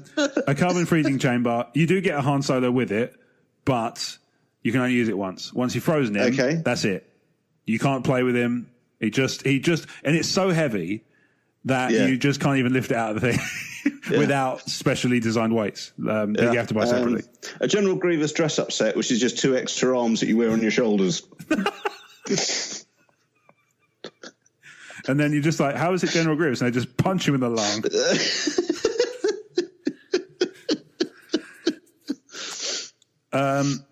Do you know what? This is one that probably people might be interested in, but I can't imagine anything more boring than the Ugnaught break room.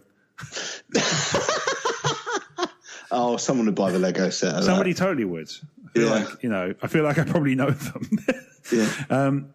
But I was thinking originally like the robot sort of scrap metal thing.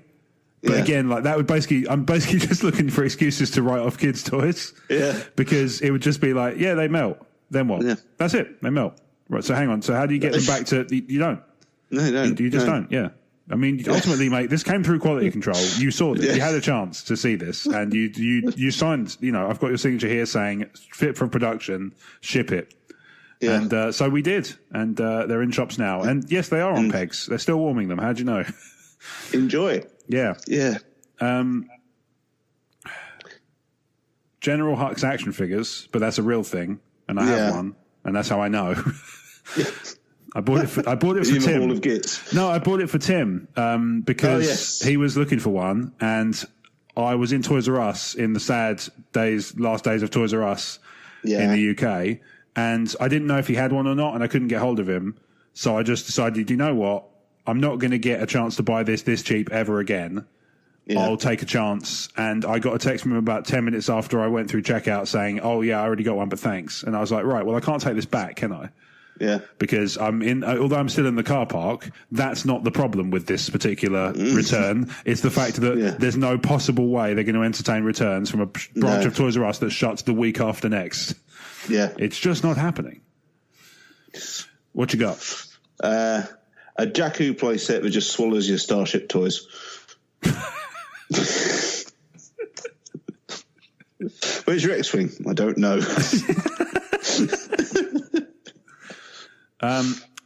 Do you know, actually, this is kind of cool. Now I think about it. An Unkar Plutt piggy bank that when you walk up to it with your money, it takes it and then just says 60 portions. Nothing comes out. No, but it just gives you 60 portions. It just gives you the audio of 60 portions. Yeah. And that's it. That's all it does. And it's got weird batteries that never run out. But they do break all the time. Basically, when I say weird batteries, I mean the batteries that all of those novelty piggy banks come with, seemingly. Yeah. The ones that just never work.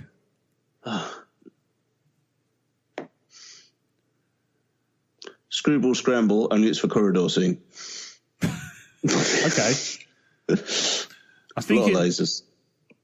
Could you imagine that there would be a lot of demand for a Mother Proxima playset?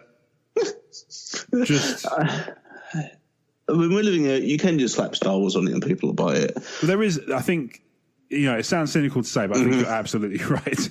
You know, if that is, there's a lot of things that have no right to sell, and yet Star Wars is enough to shift it. Yeah. I mean, Funko Pops, I think, are a large part of their success is how many Star Wars ones they did that sort of captured the imagination. But now they were lucky to land that license quite early, I think. They do seem to be running through a lot of ideas now. Yeah, I feel like if they'd started with Dragon Age, maybe it wouldn't have been the success it was for starting with Star Wars. Yeah, it's like, we've got the supporting characters from Fallout 4. It's like, brilliant. Yeah. Now what? Yeah. I mean, not for nothing, but that whole thing is like you can create your own character. So maybe release the custom pops early. Yeah. I don't know. A Max Rebo band alarm clock that doesn't work. Just doesn't work. Just doesn't wake. Well, it plays. It plays, but it's all kind of like it just wakes you up really, really abruptly. Yeah. And I can't imagine it's going to go down well because it's the Max Rebo band. A patch for Alexa that gives it Bib Fortuna's voice. I would. Do you know what? I don't even use it that much, and I would be all over that. Download that in a heartbeat. It would not take much to get me on that train. Yeah. Crazy. Yeah. Nice. You got some editing to do here. Truncate silence is a thing. I'm all right. Okay. Maybe we should stop talking then.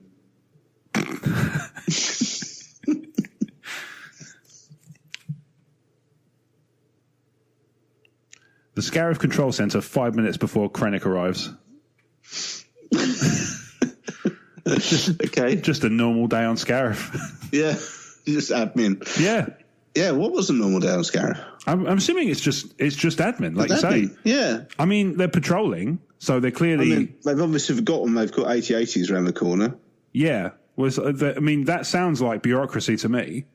Yeah. We've got those. An overabundance of government is kind of like, big inventory of stuff. You remember? Oh yeah, they're ran by the water fountain bottles. Yeah, that's the one. Yeah, exactly. Yeah, exactly. Next to the big pile of Max Rebo band action figures. Who? No idea. By the Twixes. Yeah. Yeah, exactly. Who? No idea. Anyway.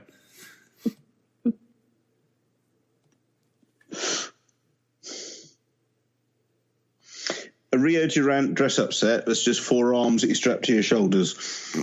I feel like you've seen these. So on Octo, obviously it's got the dark side cave. Yeah. And it's basically just a mirror that you touch, and it just shows you yourself. Yeah, just gives you a shitload of acid. Or to put it another way, a mirror. Yeah.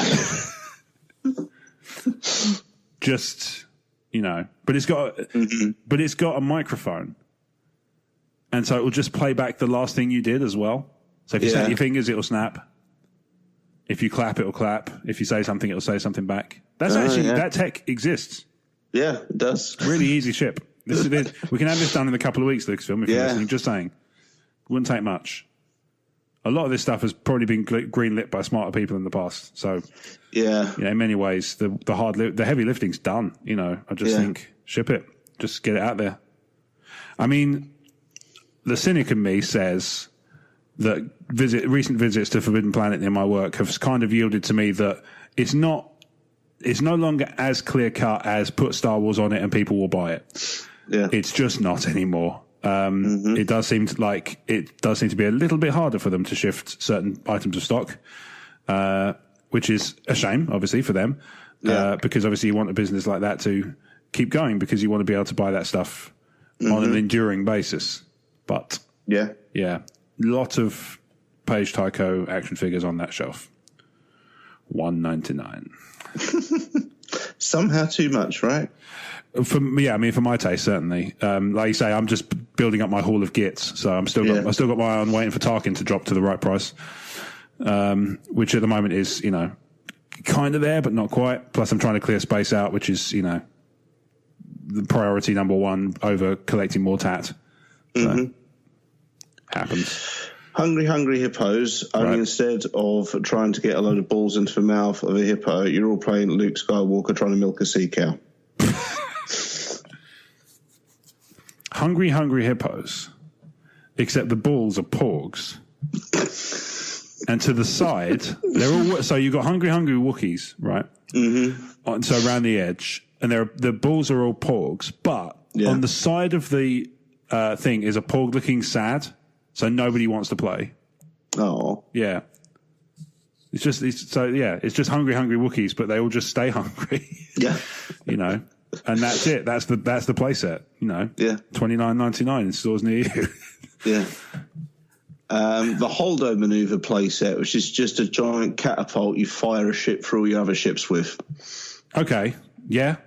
I feel like there's a rule set somewhere, like a fan-made one for like Legion or probably Armada that just does exactly that. Yeah, just get one of those rat-killing catapults and just launch your Star Destroyer at your opponent. Yeah, basically. I mean, if whatever works, right? It's war ultimately. Yeah. It's If you're not willing to do whatever it takes, I mean, it's in the title. You really doing the whole war thing? Yeah, effectively. Who's to say? My little Nexu.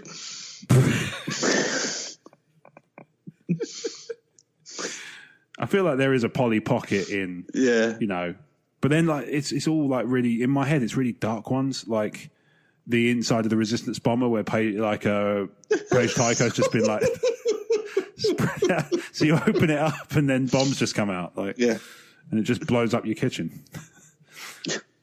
No, can I get another one of these? No, no, you cannot. Yeah, just a Polly Pocket of a Youngling Chamber Order 66. Exactly. I feel like I would buy a lava lamp that sort of evokes that opera in Revenge of the Sith. Yeah. The big sort of shimmering ball thing. Yeah. I'd be kind of cool with that as a lava lamp style device. I think that could work. Yeah. I think that would look very cool. I've seen things that have got like, they're almost like electric motor fans at the bottom. It's just a wind turbine that kind of holds speeds or something similar, kind of like mid-height. That's quite satisfying to watch. So one of those of Palpatine plummeting down the Death Star chute. You could do one of Mace Windu as well. You can have a whole set. Yeah. You can do one from each era as well, because you can have a Han Solo one from Force Awakens, and you could have one from every single set of films. That would work. Yeah. A Dex dress-up set that's just 4 extra arms you wear on your shoulders. Are you running on fumes? Often. Yeah. You hide it well. Yeah. I don't know why this just popped in my head. A Boba Fett helmet that when you put it on, it changes your voice to go, "Oh, I'm Boba Fett." Why is that a thing? Why did my brain? Boba Fett helmet where you have to scoop Jango Fett's head out of it. Why did my brain go there? I think there's a potential for a series of them there. I'm Boba Fett. I'm Captain Phasma. I'm like It's apparently Paloma Faith an idea. Absolutely. Yeah, that's a fantasy cast that's not terrible, to be honest.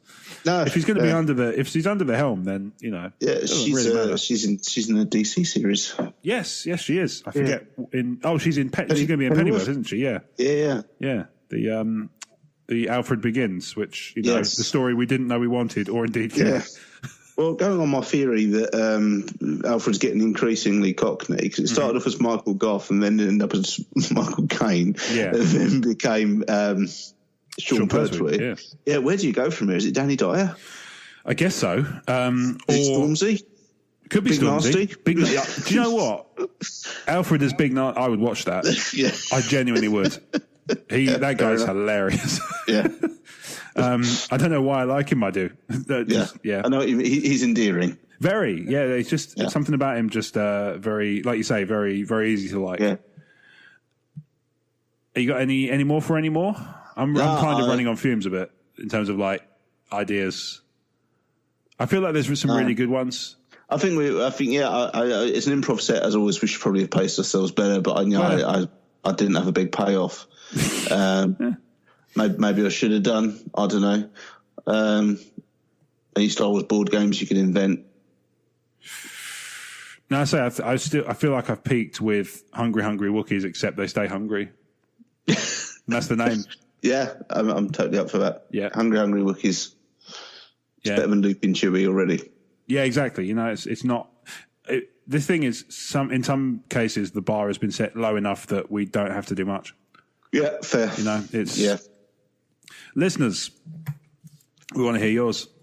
Yeah, we do. Because I guarantee you there are some inspired, disturbed individuals amongst you who can come up with some absolute gems. Kigo, you strike me as exactly the type of person to have a lot of fun with this. Yeah. Pitch your Star Wars toys to us at the usual address, podcast@emotionally14.com, or use the Talk Star Wars info Gmail if you so wish. I think we're good. I think we're, all right, cool. I think we've done some good Star Wars talkiness and stuff. It's been a decent amount of talking stars, wars. Yeah, in a wars context. I think that's a good way of looking at it. So if you've enjoyed this Star Wars talky wars context, then we're available on all the good podcasting platforms and some of the rubbish ones as well. But we're on all the good ones. Spotify, you're on YouTube, on the Emotionally 14 YouTube channel. Google Podcasts, Podcast Republic. There's no Podcast Empire, which feels like a mystery. Second most popular Star Wars show on E14's YouTube channel. Podcast Republic. We're also on iTunes, Spotify, Stitcher, Spreaker. TalkStarWars.co.uk will take you directly to an embedded wherever player. You need to go. Yeah, it's basically there, and it will stop at a particular point. Emotionally14.com has the player every Monday. You can find that really easily. And those are all the places you can subscribe to the show. If you want to support the show because you enjoy what we do, and I mean, there's so many reasons why you would. There's a lot of reasons too. Yeah, that's fair to say. You can go to patreon.com/talkstarwars and give just $1 a month. In exchange for doing so, you will get an ad-free version of the show, and you will also get access to it a couple of days early. So you get it on it's Saturday UK time it publishes, or Monday for the main feed for normally, and then any additional shows we do, such as TSW Comics or the TSW Roundtable, come to you a week before they arrive on the main feed, which is quite a long time. And in particular, if you're planning on attending Celebration, I will say that there is a tremendous incentive to join the TSW Patreon program dropping this Thursday. In fact, it's this coming Thursday. Cool. So that would be April the 4th. So you want to get on that. If you're planning on attending Celebration, I will say you want to listen to Talk Star Wars, you want to join the Patreon on April the 4th, or you want to listen out on April the 11th on the day Celebration begins for a very special roundtable. I'm excited already. Yeah, indeed, right? It's just, So, Brad, if people want to find you on social media and they want to be similarly excited but at the same time, where might they do that? That's the best description of my social media activity I've ever heard. If you want to be my friend on Facebook, you can add me on facebook.com/BradHumBarnes. I don't bite, and I generally accept all friend requests, even if they're obviously Russian bots, because I enjoy trolling them. You can follow me on Twitter. I'm going to found our friend. You can follow me on Twitter and Instagram, which I'm intermittently posting at RealBradHB. I think I'm still on Vero, but I don't think anyone else is. It's just a massive, it's not even an echo chamber, it's just a series of small echoes. I'm on Discord, I think, but I don't understand how it works. So best of British with all of that. I also accept carrier pigeon.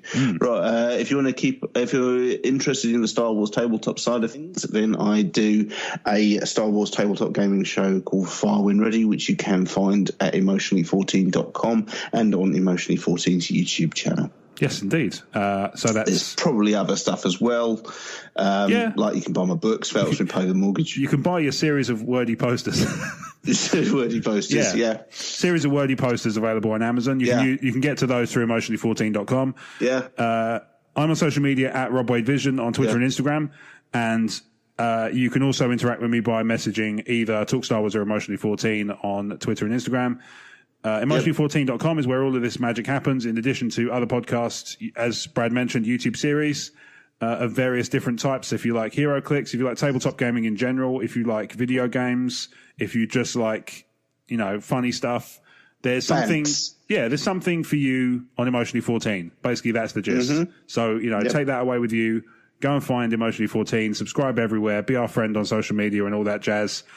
And I would be remiss if I did not take the time to mention the fine outlets that make up the Star Wars Commonwealth Podcast Network to round us off. So, credits. In addition, that would have been amazing had I thought to do that. But no, that's not. So, in addition to Talk Star Wars, we are joined by the Tumbling Saber.